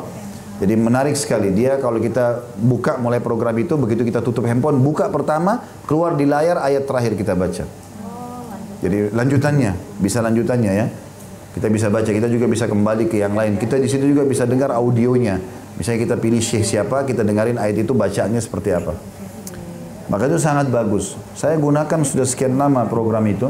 Masya Allah nggak dirasa, khatam lagi, kita khatam lagi, ulang lagi. Karena di handphone setiap saat kita buka kan. Ya. Maka itu juga punya keutamaan tersendiri karena dia akan jadi petunjuk, dia akan jadi penolong pada hari kiamat. Apalagi setiap hurufnya dikasih pahala 10 kali lipat. Kata Nabi SAW, setiap huruf Al-Quran bermakna atau memiliki satu pahala yang dilipatkan menjadi 10 kali lipat. Dan saya tidak mengatakan alif lam mim satu huruf, tapi alif satu huruf, lam satu dan mim satu huruf. Berarti memang ini punya keutamaan tersendiri. Yang pelajaran yang ketujuh, ya, hamba Allah yang paling baik ibadahnya ya, adalah Daud alaihissalam. Sebagaimana sabda Nabi SAW di sini. Maksudnya adalah amal yang paling Allah cintai. Tentu yang paling afdal secara global adalah Nabi Muhammad SAW. Tapi di sini fokus ke masalah sholat malam dan puasa. Itu dikatakan adalah Nabi sendiri SAW mengatakan afdal sholat malam adalah sholatnya Nabi Daud, afdal puasa adalah puasanya Nabi Daud. Ini juga pelajaran tersendiri. Di situ di halaman 167 ada juga tambahan riwayat ya. Tambahan riwayatnya itu, dan anakmu juga punya hak. Tadi kan kalau yang di halaman 166 disebutkan istri, disebutkan jasad, disebutkan mata, disebutkan tamu. Kalau di sini ditambah juga anak. Ya. Dan ini sangat penting ya. Tidak boleh sama sekali kita lalaikan anak-anak. Anak punya hak. Ada saatnya memang mereka bercanda sama kita, ngobrol, dan ada tahapan-tahapan umur yang pernah saya sampaikan dalam masalah pendidikan. Di bawah 7 tahun ini mustahil ada kegiatan kecuali bermain. Artinya mayoritas waktunya memang bermain udah.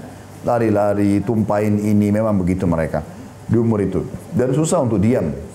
Ada saatnya mereka nanti masuk 7 tahun kedua, 7 sampai 14 tahun, udah mulai lebih dewasa. Kadang-kadang dia sudah mulai milih mainan, dia sudah mulai milih kata-kata, ya. Apalagi kalau sudah beranjak balik, gadis atau sudah mulai bujang, maka mereka sudah mulai lebih dewasa lagi, lebih hati-hati, ya.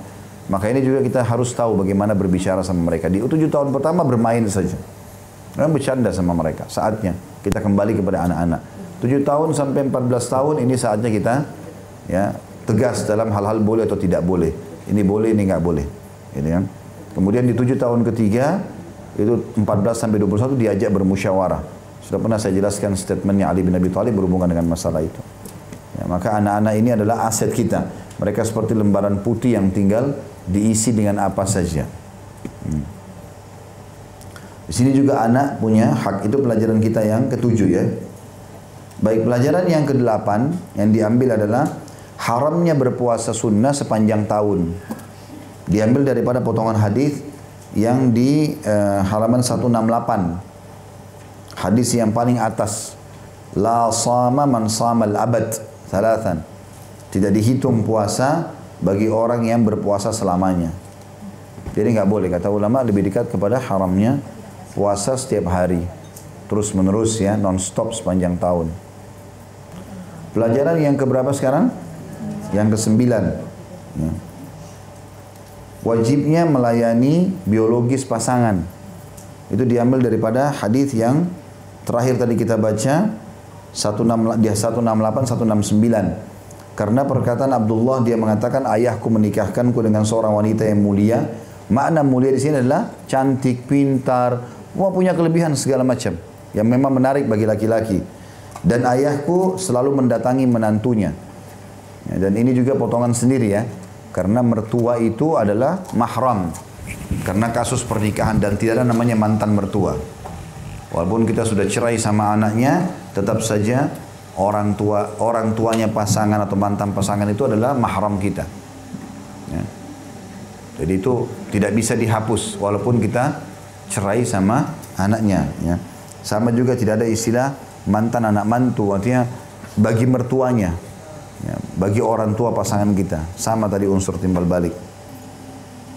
Makanya di sini dikatakan sering. Jadi mendatangi anak mantu atau mendatangi anak setelah menikah bagian daripada perintah agama. Ya. Tapi kita masuk dulu ke poin ke-9 ya. Itu nanti poin yang ke-10, bahwasanya anak-anak walaupun sudah menikah dan anak mantu punya hak untuk didatangi. Itu pelajaran yang ke-10. Tapi kita masih di pelajaran yang ke-9 tentang wajibnya memenuhi kebutuhan biologis pasangan ya. Karena di sini ditanyakan oleh Amr bin As kepada anak mantunya, bagaimana keadaan suamimu? Maka dia dengan santun membahasakan ini. Ya, dia adalah orang yang baik. Berarti memang walaupun ibu-ibu mungkin pernah kecewa sama suaminya, maka yang didahulukan adalah kebaikannya dulu. Penyebutan kebaikan ini penting karena hanya kita yang tahu tentang keadaan pasangan kita. Ya, makanya kita harus mendahulukan dan menutupi. Karena kapan kita membuka dia, ingat dia adalah pakaian kita. Kapan kita bicara berarti sama bicara tentang diri kita saja. Sama saja. Mirip dengan kita membuka pakaian kita, nah orang jadi tahu. Nah, ada orang begitu bertengkar ribut, akhirnya orang semua tahu. Kemudian pada saat dia sudah baikan, orang jadi tahu, oh ini ternyata begini dan begitu. Ya. Maka ditimpan saja buat kita. Kita perbaikin bicara. Ya. Nggak usah libatkan terlalu banyak orang. Satu-satunya cara yang dibolehkan dalam agama adalah Allah mengatakan kalau betul-betul sudah tidak ada titik temu, Allah bilang, فَبَعَثُوا حَكَمًا مِنْ أَهْلِهِ وَحَكَمًا مِنْ أَهْلِهَا. Utus orang yang bijaksana dari keluarganya si laki-laki, utus orang biasa dari keluarganya si perempuan, baru mereka bicara. Negosiasi. In yurida islahan yuwaffiqillahu bainahuma. Kalau mereka berdua mau baikan, Allah akan berikan jalan keluar. Gitu kan? Jadi kalau memang seperti itu, kalaupun jadi bukan semua orang dilibatkan. Karena semua orang ini berbahaya, gitu kan? Di depan kita ini yang kita ajak bicara cuma dua, musuh atau kawan. Kalau kawan dia sedih, kalau lawan dia, kalau musuh mana dia senang. Dia senyum-senyum, nah syukurin tuh. Memang begini dan begitu. Kan untuk apa? Gak ada gunanya. Jadi kita sedang hadapi masalah sama siapa, kita selesaikan sama dia. Dan sudah pernah saya ajarkan sebuah poin penting. Kalau pasangan kita sedang melakukan satu kesalahan, di poin itu yang kita bahas. Istri lupa masak, ya sudah suaminya menegur masalah masakan yang dia lupa. Titik, nggak usah kemana-mana. Ya. Suami ibu lupa beliin pesanannya, bahas masalah pesanan itu saja. Gak usah kemana-mana, karena kalau kemana-mana jadi mungkin hanya karena telat makan sama-sama, akhirnya jadi 2 hari nggak ngobrol. Gak ada hubungannya. Selesai, makanan sudah. Ya, dimudahkan saja. Kecuali kalau betul-betul sudah terjadi hal-hal yang besar sekali fitnahnya, itu berbeda. Ada solusi cerai dalam Islam. Ya. Misalnya orangnya tidak bisa dinasihatin, tidak bisa diluruskan, ya. Dan selalu berbuat kemaksiatan, malah mengancam ini, mengancam itu. Dalam rumah tangga ini nggak boleh ada ancaman ya, bahaya sekali ancaman-ancaman ini. Ya, kalau kau tidak buat ini saya akan begini dan begitu, tidak usah. Untuk apa ada ancaman? Kan tidak baik. Ya. Nanti kalau seandainya kau tidak begini saya akan buka aibmu. Ya. Kan untuk apa ini ancam-ancam ini? Tidak perlu semuanya. Kalau orang yang bijaksana itu kalaupun dia sudah cerai, orang nggak tahu tentang masalah dia kenapa dia cerai. Positif sekali. Antara dia sama pasangannya, karena kapan dia buka, bisa saja ada di situ aib dia juga. Kan jadi masalah baru. Tapi di sini ada hak yang dibahasakan di sini karena memang hak biologis adalah 50% rumah tangga. Ya. Makanya ada adab-adab yang harus dijaga. Bagaimana kita harus menjaga apa yang disukai dari warna, dari bau, ya, dari penampilan pasangan itu. Untuk pasangan kita harus bisa membahasakan itu. Tidak ada malu lagi bagi pasangan suami istri. Harus semua dibahasakan baik-baik. Ini ada bahasan sendiri tentunya.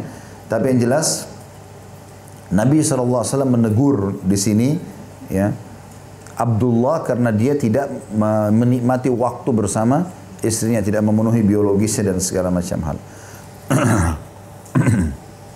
Itu pelajaran ke-9. Pelajaran ke-10 tadi saya bilang bolehnya atau dianjurkan orang tua untuk menjenguk anaknya dan anak mantu, tapi bukan mencampuri rumah tangga ya.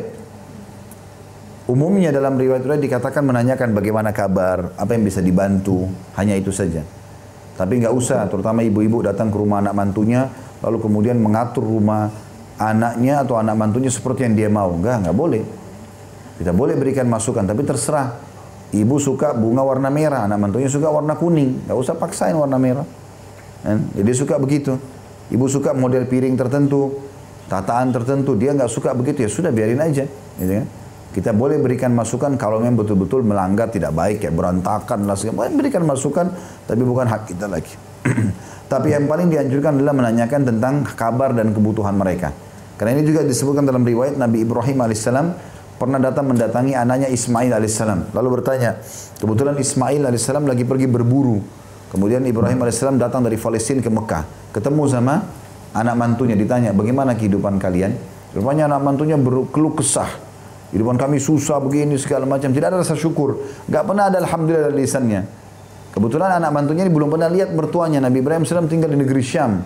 Zaman dulu nggak ada telepon, nggak ada video call kayak kita sekarang, orang nggak tahu. Maka Nabi Ibrahim datang, dia tidak tahu kalau ini mertuanya. Ditanya mana suamimu, lagi pergi berburu. Orang dulu kalau pergi berburu 2-3 bulan baru balik. Lama gitu.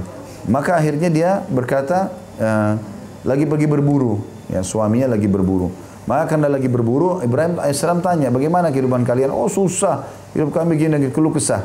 Maka Ibrahim AS mengatakan, nanti kalau suamimu balik, titip pesan. Ada tamunya namanya Ibrahim. Dan Ibrahim titip pesan untuk dia agar mengganti tiang pintu rumahnya.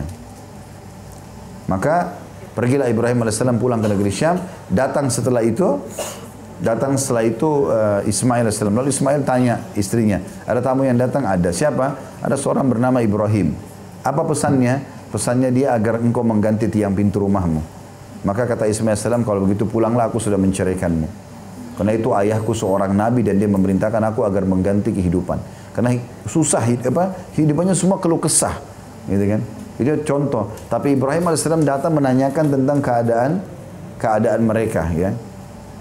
Dan setelah itu Ismail AS menikah dengan wanita lain.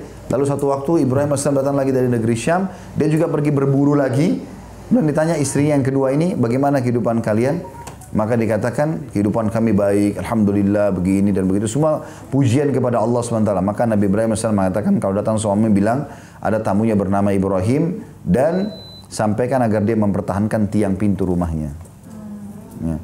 Jadi diibaratkan wanita itu dengan tiang pintu rumah, artinya kalau tanpa pintu kan semua bisa masuk, serangga, segala macam, penjahat. Maka ibu-ibu itu tiang pintu rumah.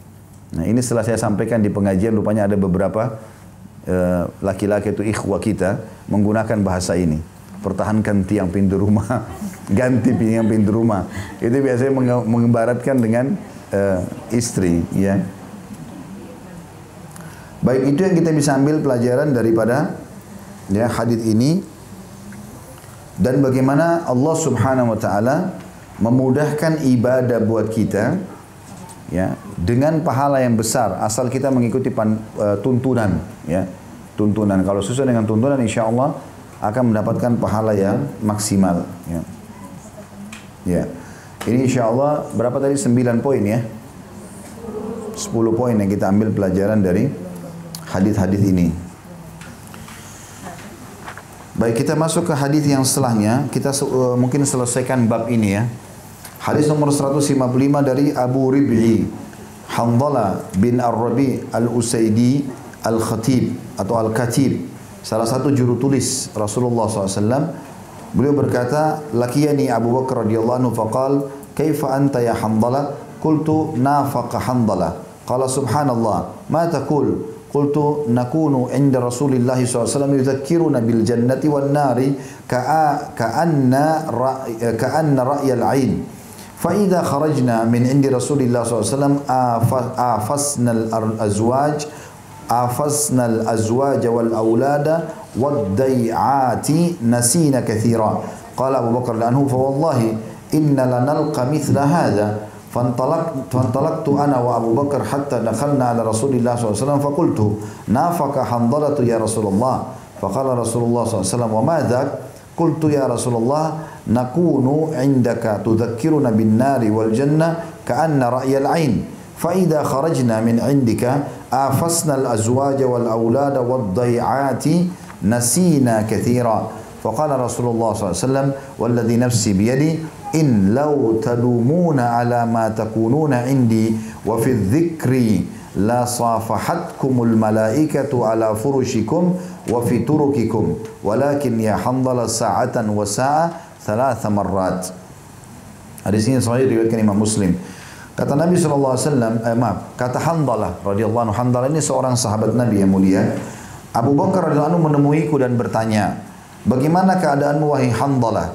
Saya menjawab, Hanzalah telah jatuh dalam kemunafikan. Maksudnya ada footnote nomor 162, dia khawatir menjadi orang munafik. Lalu dia berkata, Abu Bakar berkata, subhanallah, apa yang kamu katakan? Kenapa ngaku khawatir jadi orang munafik? Saya menjawab, kata Hanzalah, kami di sisi Rasulullah SAW diingatkan dengan surga dan neraka. Seakan-akan kita melihatnya atau kami melihatnya dengan mata kepala. Namun setelah kami keluar dari sisi Rasulullah SAW, kami bergaul dengan istri dan anak-anak serta segala urusan penghidupan, maka kami banyak lupa. Abu Bakar berkata, demi Allah kami juga mengalami hal yang serupa. Maka saya dan Abu Bakar berangkat hingga kami tiba di hadapan Rasulullah SAW. Maka saya berkata, Hanzalah munafik wahai Rasulullah. Maka ini Hanzalah berkata tentang dirinya sendiri ya. Maka beliau bertanya, apa itu? Saya menjawab, wahai Rasulullah, kami di sisi Anda memperingatkan kami dengan neraka dan surga, seolah-olah hal itu terlihat di hadapan mata. Akan tetapi, apabila kami keluar dari hadapan kami bergaul dengan istri, anak-anak dan segala urusan penghidupan, maka kami banyak lupa. Maka Rasulullah SAW bersabda, demi Allah yang jiwaku berada di tangannya, seandainya kalian dapat menjaga kondisi keimanan yang kalian rasakan ketika kalian berada di sisiku dan di dalam zikir, tentu malaikat akan menjabat tangan kalian di atas tempat tidur kalian dan di jalan-jalan kalian. Akan tetapi wahai Hanzalah, sesaat dan sesaat. Ada footnote nomor 163, sesaat untuk menunaikan ibadah dan sesaat untuk mengerjakan hajat di dunia yang fana ini. Maka beliau SAW mengulangi itu sampai 3 kali. Hadis ini memberikan pelajaran kepada kita. Pertama, tentang sekali lagi kedudukan para sahabat. Bagaimana pedulinya mereka terhadap ibadah. Dan Hanzalah ini adalah seorang sahabat yang mulia, yang terkenal sekali. Dia mati syahid di perang Uhud. Dan dia dikenal juga dengan julukan Ghasilul Malaikah. Ya, orang yang dimandikan junub oleh malaikat. Ya. Jadi Hanzalah ini radhiyallahu anhu kebetulan dimandikan junub. Saya ceritakan sekarang. Jadi kebetulan perang Uhud itu terjadi tahun 3 Hijriah hari Sabtu. Ya. Hari Jumat sore atau malam Hanzalah menikah. Dia malam hari nggak bergaul sama istrinya. Dia tunggu habis subuh. Pulang sholat subuh dia berhubungan biologis. Dalam kondisi dia junub, belum mandi, habis biologis. Tiba-tiba ada panggilan jihad, berperang Uhud, dan tidak bisa lagi ditunda karena musuh sudah ada di depan pintu gerbang Madinah. Maka dia pun ikut bergabung, belum sempat mandi junub. Lalu pada saat ikut berperang itu di waktu duha ya, ternyata Hanzalah terbunuh, radhiyallahu anhu, mati syahid. Maka Nabi SAW mengatakan, ya, Hanzalah dimandikan oleh para malaikat dalam junubnya itu. Juga dalam riwayat lain Nabi SAW mengalihkan pandangan matanya dari Hanzalah waktu jenazah semua dikumpulin, jenazah para syuhada Uhud. Nah waktu Hanzalah Nabi mengalihkan pandangannya. Kata para sahabat, kenapa ya Rasulullah, ada apa dengan Hanzalah? Mereka takut gitu kan. Maka kata Nabi SAW, aku diperlihatkan oleh Allah istrinya dari bidadari yang menjemputnya. Nah, jadi menjemput ruhnya dari surga gitu loh. Maka itu juga keutamaan-keutamaan tersendiri. Nah Hanzalah ini memang terkenal sekali dengan kesolehannya. Di antara kesolehan dia terlihat dalam hadis ini. Ya, apa yang dia bilang? Begitu ketemu Abu Bakar tanya, wahai Hanzalah, bagaimana keadaanmu? Biasanya sahabat ini kalau bertemu teman-teman sekalian sering saling bertanya. Yang dimaksud bagaimana keadaanmu adalah bagaimana keimananmu sekarang? Jadi biasanya sahabat bukan lagi nanya yang lainnya, tapi nanya tentang masalah keimanan. Bagaimana kau keadaan hari ini? Keimananmu bagaimana nih? Ya, lagi kuatkah? Lagi lemahkah? Ya, istilahnya biasa dikatakan futur ya. Maka dia mengatakan, Handalah telah jadi munafik. Maksudnya khawatir jadi munafik gitu kan. Kata Abu Bakar, kenapa itu? Dia bilang, kami kalau di sisi Nabi SAW, Nabi bicara tentang surga, tentang neraka, maka hati kami terasa lunak sekali dan ketakutan seperti melihat surga depan mata dan neraka depan mata, gitu kan? Maka pada saat itu, ya, dan pada saat kami pulang, ketemu sama istri kami, sama anak-anak, pekerjaan, kami lupa lagi tuh. Tadinya nangis di taklimnya Nabi, sekarang sudah enggak. Maka saya rasa ini munafik gitu. Kata Abu Bakar, demi Allah saya juga rasain yang sama, gitu kan? Ayo kita lapor ke Nabi nih, gimana nih? Ya nasib kita gimana nih? Maka dilaporlah kepada Nabi SAW dan Nabi sampaikan, kalau seandainya dia bilang, ya Rasulullah, Handalah sudah jadi munafik. Ya, kata Nabi SAW, kenapa itu? Ya Rasulullah, kalau di sisi Anda ingatkan surga neraka, kami seperti melihatnya. Tapi begitu kami pulang ketemu istri kami, anak-anak kami, pekerjaan kami lupa semua itu. Kata Nabi SAW, demi Allah, Nabi bersumpah, andai saja kalian bisa pertahankan iman kalian sebagaimana kalian di majlisku, di tempatku kalian lagi kumpul, maka pasti malaikat akan menyalami kalian di ranjang-ranjang kalian, di jalan-jalan kalian. Tapi kalau kalian tidak bisa lakukan, ya sudah, sesaat begini dan sesaat begitu. Ya. Yang jelas ini kedudukan Handalah. Ini pelajaran yang pertama. Ya, radhiyallahu anhu, karena kekuatan imannya sampai dia bertanya seperti itu. Yang kedua, termasuk adab yang baik, ya, kalau berbicara menyebutkan nama. Jadi misalnya Handalah mengatakan, dia tidak bilang, waktu Rasulullah tanya kenapa, dia bilang Handalah telah munafik ya Rasulullah. Dia nggak bilang aku telah munafik. Kalau berbicara dengan orang yang lebih tua, lebih dihormati, termasuk bagian daripada pelajaran hadis ini adalah disebutkan namanya. Misalnya Bapak Ibu lagi diajak bicara sama orang tuanya. Misalnya nama saya Khalid, saya mengatakan Khalid tadi begini. Jadi bukan mengatakan saya begini, aku begini sama orang tua.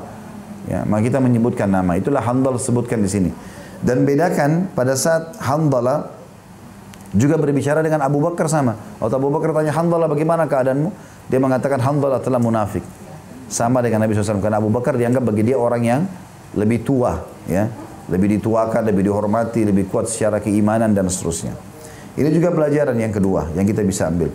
Pelajaran yang ketiga dari hadis ini adalah memang efek majelis ilmu itu mendatangkan keimanan.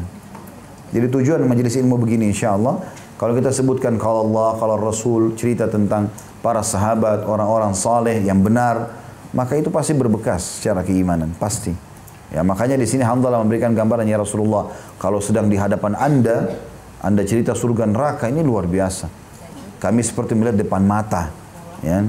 Pada saat pulang berubah gitu kan. Berarti memang pelajaran di sini memang efek majelis ilmu itu besar sekali secara keimanan. Makanya saya pernah bilang, buat simbol dalam hidup tidak ada hari kecuali belajar ilmu. Nggak ada kata-kata terbatas di sini. Alhamdulillah sekarang handphone kita sudah menjadi perpustakaan berjalan. Mau lihat visual ada, mau dengar audio aja ada, mau baca artikel ada, apa saja. Ini sekarang Allah mudahkan, tidak ada di zaman dulu loh. Harusnya Bapak Ibu bersyukur sama Allah. Ya. Zaman sekarang ini banyak sekali Allah mudahkan, luar biasa. Aplikasi Al-Quran dulu berapa tahun lalu aja, sebelum ada handphone, mungkin 20 tahun yang lalu, orang kalau mau baca Quran harus beli mushaf, beli Al-Quran. Sekarang sudah ada aplikasi dengan gampang, dengan terjemahannya, dengan tajwidnya, bisa pilih segala macam hal. Jadwal sholat, arah kiblat, apa saja mudah sekarang. Maka kita ini kayak dimudahkan oleh Allah SWT di zaman sekarang ini luar biasa. Tapi kalau orang salah gunakan juga berbahaya ini. Dia salah gunakan handphonenya, dilakukan pada kemaksiatan kepada Allah, ini bahaya. Tentu kita harusnya beristighfar kalau pernah lakukan ya. Tetapi ini berbahaya kalau orang tidak peduli ya. Sehingga dia salah gunakan pada hal yang tidak baik. Ya. Jadi setiap kali ada keinginan untuk melihat cuplikan-cuplikan tidak baik, alihkan langsung kepada cuplikan yang baik. Ya, kepada ceramah misalnya. Udah sibukkan diri dengan itu. Insya Allah kita akan aman, biidznillah. Maka ini pelajaran yang sangat besar. Ya, apalagi sekarang, walaupun kita tidak hidup di zaman Nabi SAW, kita bisa baca hadis-hadis beliau. Ya kita akan pelajari. Ini buku Riyadhus Shalihin, buku hadis. Semuanya isinya hadis Nabi SAW. Seperti kita sedang hadir menghadapi masalah itu. Ya. Kemudian pelajaran yang lain, ya. Tentu ini masih ada pelajaran di poin yang sama ya. Poin nomor 3. Majelis ilmu mendatangkan efek daripada keimanan. Dan ada tambahannya, kalau seseorang bisa mempertahankan apa yang dia rasakan di majelis ilmu, maka malaikat akan selalu bersamanya. Jadi kalau Bapak Ibu misalnya rasakan di majelis ilmu kok enak sekali ya keimanan rasanya, biar kita meninggal besok kita kayak siap ya. Karena kita bertobat dari dosa, oh kita tahu ini kebenaran, ini kita akan kerjakan, ini kesalahan kita akan tinggalkan. Maka itu semua ya, itu adalah kebaikan. Kalau Bapak Ibu bisa pertahankan di luar rumah pun begitu, saya pernah bahasakan, ini bisa dipertahankan, bukan nggak bisa ya. Kayak pulang dari sini naik mobil, dengarin lagi ceramah. Masuk di rumah, dengarin lagi ceramah. Memang kita dengarin. Tapi kalau ada suami atau istri lagi mau bicara, kita berikan waktu. Anak-anak kita berikan waktu. Tapi di waktu-waktu senggang, dengarkan ilmu selalu. Itu sangat besar sekali manfaatnya. Termasuk sebelum tidur. Ya. Ya, ada beberapa jemaah yang sampaikan kepada saya jalankan itu Ustaz, sampai sebelum tidur selalu dengar ceramah. Efeknya besar sekali. Sampai kadang-kadang tertidur mendengarkan ceramah. Dan kadang-kadang bahkan terbangun tengah malam mau sholat tahajud, ceramahnya masih nyala. Dia bilang, ada satu orang pernah bilang sama saya, Ustaz, saya sampai terbangun tengah malam, pas kaget jam 3, itu ceramahnya Ustaz tentang sholat malam. Karena itu tersambung terus ceramah itu. Jadi itu tidur. Pas dia terbangun tengah malam, kebetulan ada hadis yang saya sebutkan dengan sholat tahajud. Yang saya terbangun sholat dengan itu. Itu kuasa Allah SWT tentunya. Tapi banyak sekali manfaatnya. Ilmu itu tidak akan menambahkan kecuali kebaikan. Dan ilmu itu menjaga kita. Beda dengan harta. Kalau harta kita yang menjaga ini. Kalau ilmu menjaga kita, mengontrol, itu seperti bodyguard ilmu itu. Mau makan ini, mau minum itu, mau bergaul ini boleh, ini nggak boleh. Dia kayak ngawasin kita. Manfaatnya ilmu besar. Gitu kan? Dan orang berilmu itu selalu mulia. Dia selalu hati-hati, tidak mudah terjerumus dalam kesalahan dan segala macam hal. Maka itu penting. Dan di sini teman-teman, jangan difahami potongan hadis ini, oh Handalah aja kalau pulang ke keluarganya berubah. Bukan itu yang kita sedang ambil pelajaran. Yang kita ambil pelajaran adalah potongan hadis Nabi. Nabi bilang, demi Allah yang jiwa Muhammad dalam genggamannya, kalau hai Handalah dan kau hai Abu Bakar, pertahankan keimananmu dalam seperti di majlisku, malaikat akan menyalami kalian di ranjang kalian dan di jalan-jalan kalian. Makna menyalami sini adalah selalu bersama dengan kalian. Jadi kalau Bapak Ibu artinya bisa pertahankan itu di rumah, maka selalu ada terasa, malaikat itu dirasakan keberadaannya, pernah saya jelaskan ya, selalu kalau ada bisikan positif. Sholatlah, ada orang miskin lewat, bantulah, azan, sholatlah, misalnya ada apalah, selalu ada program-program positif. Itu semua peringatan dari para malaikat. Kata Nabi SAW, kalian semua akan ada bisikan dari malaikat di lubuk hati kalian, sebagaimana syaitan juga akan ada bisikannya. Kalau semua kebaikan dari malaikat. Artinya malaikat akan menyalami kalian walaupun kalian diranjang, mimpinya selalu kebaikan. Walaupun kalian di jalan selalu terjaga. Asal dijaga itu. Haram ya haram, sudah tinggalkan, apapun konsekuensinya. Iya. Malaikat kan selalu menjaga. Ini mirip dengan hadis Nabi yang berbunyi, siapa yang tidur dalam keadaan bersuci, wudu, ya, itu hanya 1 menit, Bapak Ibu sekalian. Kalau mau tidur wudu, siapa yang tidur dalam keadaan bersuci, maka Allah akan titipkan malaikat bersamanya di ranjang itu. Yang setiap kali dia bergerak, malaikat mengatakan, ya Allah ampuni dia, ya Allah rahmati dia. Hanya wudu. Artinya malaikat memang mendampingi kita. Ya, semua perasaan-perasaan positif, merasa bersalah dari dosa sehingga mau bertobat, motivasi untuk beribadah dari malaikat. Dan maksudnya adalah akan banyak malaikat-malaikat datang dan membantu kalian kalau kalian bisa mempertahankan keimanan yang ada di majelisku. Pada saat mengingat, kata Nabi SAW ya, ingat surga, neraka dan segala macam, kalau itu bisa dipertahankan sangat baik. Ya. Itu pelajaran yang bisa diambil di sini. Kemudian pelajaran yang lain juga adalah kalau orang tidak mampu, ini yang keempat ya. Ya, kalau orang tidak mampu mempertahankan itu, maka minimal tidak menghilangkan sama sekali. Artinya memang jadi majelis ilmu dia semangat, begitu dia keluar karena lingkungannya masih bebas segala macam, maka Nabi SAW bukan mengatakan hai Handalah, kalau begitu nggak apa-apa biarin aja, tidak. Nabi cuma mengatakan sesaat dan sesaat hai Handalah. Artinya jangan juga pada saat kau berbaur dengan istri dan anak-anakmu lalu kau lupakan sama sekali. Enggak. Ya, tapi harus dipertahankan. Kalau mereka bicara yang tidak benar, luruskan. Kalau ada sesuatu yang mereka ingin buat program tapi maksiat, bilang jangan, gitu kan. Jadi coba redam itu. Jangan diiyakan. Itu diambil dari potongan sabda Nabi SAW, sa'atan wa sa'ah. Sesaat dan sesaat, hai Handalah. Jangan sampai kamu lost sama sekali. Ya, karena pernah saya jelaskan ya, kalau tidak mampu, maka ya tidak boleh terjerumus sama sekali atau meninggalkan sama sekali keimanan itu. Artinya sesaat, ya kata Nabi SAW. Ini juga ada pelajaran lain yang harus difahami di sini tentang masalah perkataan Nabi SAW. Sesaat bukan berarti sesaat kau maksiat, sesaat kau berbuat ibadah, bukan itu ya. Karena tidak ada instruksi Nabi untuk berbuat maksiat. Dan perkataan Handalah di sini dia cuma mengatakan, kalau kami sedang pulang ketemu istri, ketemu anak, bekerja urusan dunia kami ini, kami lupa surga neraka itu. Bukan lupa maksudnya hanya buat dosa, bukan. Maksudnya yang tadinya kita selalu ngiang-ngiangkan tentang neraka itu beginilah siksaannya ya, surga begini, itu tidak ada sesaat, itu yang dimaksud. Jangan fahami potongan hadis ini, oh berarti kita boleh sesaat dosa, sesaat ibadah, bukan itu. Karena banyak orang salah fahami hadis ini. Loh kan Handalah aja Nabi bilang sesaat-sesaat. Padahal Handalah bukan sedang mengatakan, ya Rasulullah, kami kalau di luar majelis Anda kami bermaksiat. Bukan. Tapi luangkan waktu buat istri, buat anak-anak gitu kan. Maka itu kami lakukan. Berarti di sini yang dimaksud adalah bukan sesaat maksiat, sesaat ibadah. Tapi semuanya ibadah, hanya variabelnya berbeda. Ya. Baik, yang terakhir dalam bab kita adalah hadis nomor 156 dari Ibnu Abbas radhiyallahu anhu, beliau berkata, "Bainama an-nabiy sallallahu alaihi wasallam yakhutubu idza huwa bi rajulin qa'im, fasa'ala anhu faqalu Abu Israila nadara an yakuma fi asy-syamsi wa la yaq'ud wa la yastadhilla wa la yatakallama wa yasum."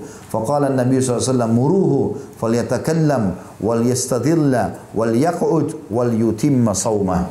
Hadis ini sahih riwayat Bukhari. Ketika Nabi SAW sedang berkhutbah, jadi khutbah Jumat maksudnya.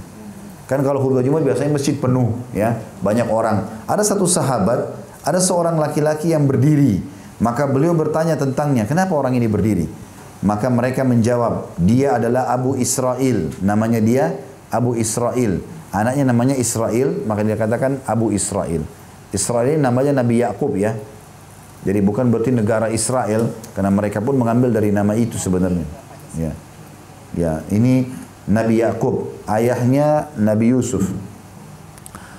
Dia bernazar, Abu Israil ini bernazar untuk berdiri di bawah terik matahari, tidak mau duduk, tidak berteduh, dan tidak berbicara dalam keadaan puasa. Maka Nabi SAW bersabda, ya, suruhlah dia agar berbicara, berteduh, dan duduk, dan hendaklah dia menyempurnakan puasanya. Hadis ini diriwayatkan oleh Imam Bukhari. Jadi pelajaran dari hadis ini, Islam yang pertama, Islam tidak menyuruh kita memaksakan diri melakukan perbuatan yang bisa menyusahkan. Ya. Contoh sahabat ini, waktu Nabi lagi khutbah Jumat, dia memang sengaja berdiri, cari tempat terik matahari supaya ingin mendapatkan ekstra pahala. Ya, kayak kita majelis ilmu begini, ada orang, saya di sana aja deh, biar kepanasan tidak apa-apa. Ya, supaya dapat ekstra pahala. Contoh saja, saya dipanas matahari, gitu kan? Karena dia ingin, makanya dia biarin kena terik matahari, biarin juga keringatan, ya panas segala macam, supaya dia tidak ngantuk atau apa ya untuk mendengarkan khutbah. Sementara dia lagi puasa. Sebagian ulama hadis mengatakan ini terjadi di bulan Ramadan. Ya, di bulan Ramadan.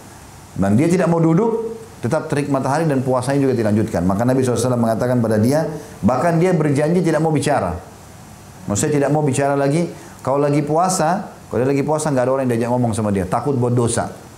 Ya, tentu kalau khatib lagi dan semimbar memang nggak boleh ngomong kalau laki-laki dia, hilang pahala Jumatnya. Tapi yang dimaksud adalah pada saat dia puasa, Abu Israil berjanji, bertekad tidak mau buat bicara sama orang. Jadi orang sudah tahu, teman-temannya sudah tahu, kalau ini tidak bicara, kalau dia ngomong dia cuma kasih isyarat, berarti dia lagi puasa. Maka Nabi bilang, ya, dia sudah bernadar orang ini. Abu Israil, dia bernadar untuk berdiri di bawah terik matahari, tidak duduk, tidak berteduh, dan tidak berbicara dalam keadaan puasa. Maka Nabi SAW larang, suruh dia agar berbicara. Bicara sama orang, kenapa? Yang penting kebaikan. Kecuali kita berbau maksiat, rem. Ya. Kemudian berteduh, naungi diri, cari fasilitas yang baik selama itu halal. Ya. rumah kah, transportasi kah, cari yang terbaik. Yang memuliakan diri kita. Allah tidak larang kita untuk itu. Ya. Nanti kita ambil pelajaran di poin itu juga ya. Kemudian berteduh. Ya. Kemudian duduk. Silakan istirahat dan hendaklah dia menyempurnakan puasanya. Jadi pelajaran pertama yang kita ambil tadi adalah tentang kisah Abu Israil ini. Apa tadi yang disebutkan? Islam tidak pernah memaksakan seseorang, ya, memaksakan diri pada sesuatu perbuatan yang menyusahkannya. Nah, ini termasuk dalam masalah ibadah.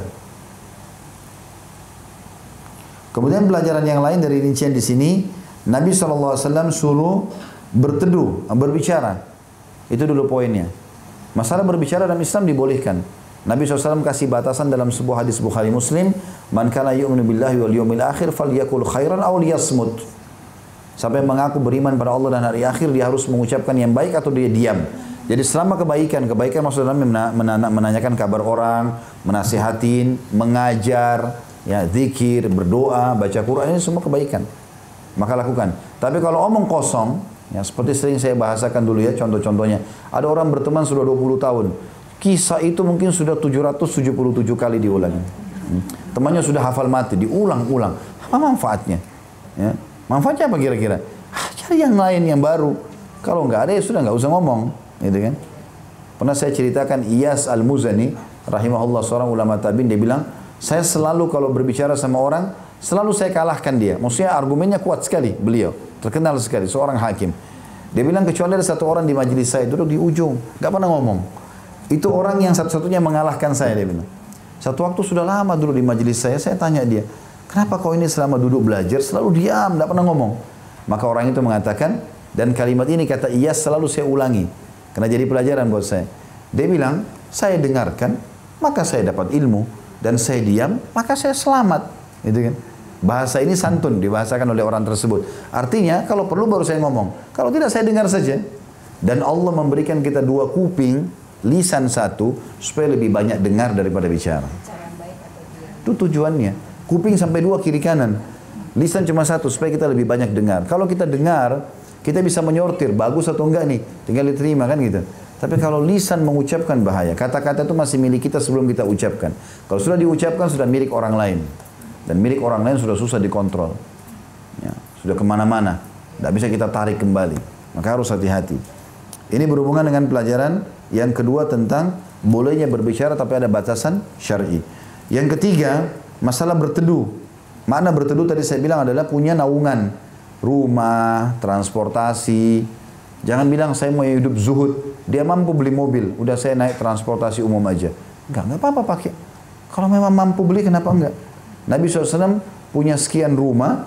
Beliau meninggal ada 9 istrinya. Dan setiap istri punya rumah. Setiap rumah punya unta. Unta itu kendaraan mewah kalau kita sekarang. Ada transportasi yang dipakai. Maka kalau bisa beli-beli, kenapa enggak? Pakai yang terbaik, enggak apa-apa. Yang penting jangan mubadzir. Ya, kita tidak boleh mubadzir. Ada orang punya mobil 12, 20, 30, untuk apa? Mau koleksi mobil, enggak usah koleksi mobil. Koleksi masjid aja. Mobil ada perlu 2, 3 di rumah tergantung kondisi anggota keluarga. 1 cukup, alhamdulillah. 2 perlu silakan, tidak ada masalah. Selama butuh enggak ada masalah. Saya pernah bilang, kaidah hidup adalah beli sesuatu sesuai dengan kebutuhan, bukan keinginan. Berteduh ini boleh dalam syariat, bahkan Nabi SAW perintahkan itu.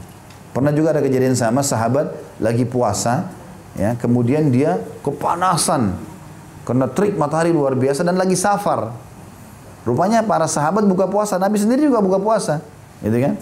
Orang ini sekarang tidak mau buka puasa, lalu dinaungin oleh para sahabat, dipakein pelapa-pelapa kurma, dipercik-percikin air gitu loh. Maka Nabi SAW bilang, kenapa orang ini? Ya Rasulullah, orang puasa. Maka kata Nabi SAW, bukan termasuk kebaikan berpuasa pada saat safar dalam kondisi seperti ini. Kalau kita lagi safar kayak sekarang, naik pesawat, enak, mobil, AC, nggak masalah. Tapi kalau orang safar, susah, kesulitan, kayak zaman dulu orang naik unta, panas gitu kan. Maka orang buka puasa. Gitu kan. Walaupun itu puasa wajib. Walaupun puasa wajib. Di zaman sekarang saya dalam kondisi pesawat ada, boleh orang puasa wajib batalkan kalau safar. Ada misalnya Bapak Ibu lagi umrah Ramadan. Jangan salahkan orang di sebelah kita kalau dia buka puasa. Haknya dia. Ih, kenapa ini orang imannya kayaknya kurang nih. kalau dia buka puasa. Loh ini rukhsah dari Allah. Allah kasih keringanan buat dia. Ya kan? Apalagi kalau orang ke Saudi mundur 4 jam kan. Bukan saya bilang buka puasa ya, tapi boleh, itu rukhsah, itu keringanan. Kalau kita bisa tahan, alhamdulillah. Tapi kalau enggak, jangan salahin orang lain. Tapi juga kita nggak boleh paksakan diri. Kalau nggak bisa, sudah nanti bayar setelah Idul Fitri. Kemudian juga diambil pelajaran dari kalimat setelahnya yang duduk ya. Duduk maknanya adalah istirahat. Ya, karena itu kan lagi khutbah. Duduk dengarin. Dan ini juga sebagian ulama menarik mengatakan menghadiri majelis ilmu itu baiknya duduk. Ya, karena memang kalau duduk lebih tenang, lebih konsentrasi daripada kita berdiri, kakinya pegel segala macam. Maka duduk bagian daripada potongan hadis ini. Dan yang terakhir adalah diperintahkan menyempurnakan puasa. Maknanya adalah kalau dia duduk, berteduh, dia lebih mudah pertahankan puasanya daripada dia paksakan di Ramadan, di terik matahari, kemudian menyusahkan diri, kecuali kalau tidak ada tempat lagi. Kayak seorang muslim masuk ke masjid hari Jumat ternyata memang penuh semuanya, itu beda. Apa boleh buat, gitu kan? Dia harus di luar dan memang kena terik matahari, apa boleh buat? Itu pun dia masih bisa bernaung di bawah pohon. Nanti kalau sudah mau sholat baru dia merapat, itu juga boleh. Allahu alam. Jadi ini pelajaran-pelajaran yang bisa diambil. Dan alhamdulillah bab kita sudah selesai masalah seimbang dalam ketaatan. Dan insya Allah pertemuan akan datang kita akan masuk menjaga amal soleh secara konsisten. Ini nanti melengkapkan bab bahasan kita yang sebelumnya itu bab 14. Kita masuk insya Allah bab 15 nantinya. Begitu saja, mudah-mudahan bermanfaat. Subhanakallahumma bihamdika asyhadu an la ilaha illa anta astaghfiruka wa atubu ilaik. Wassalamualaikum warahmatullahi wabarakatuh.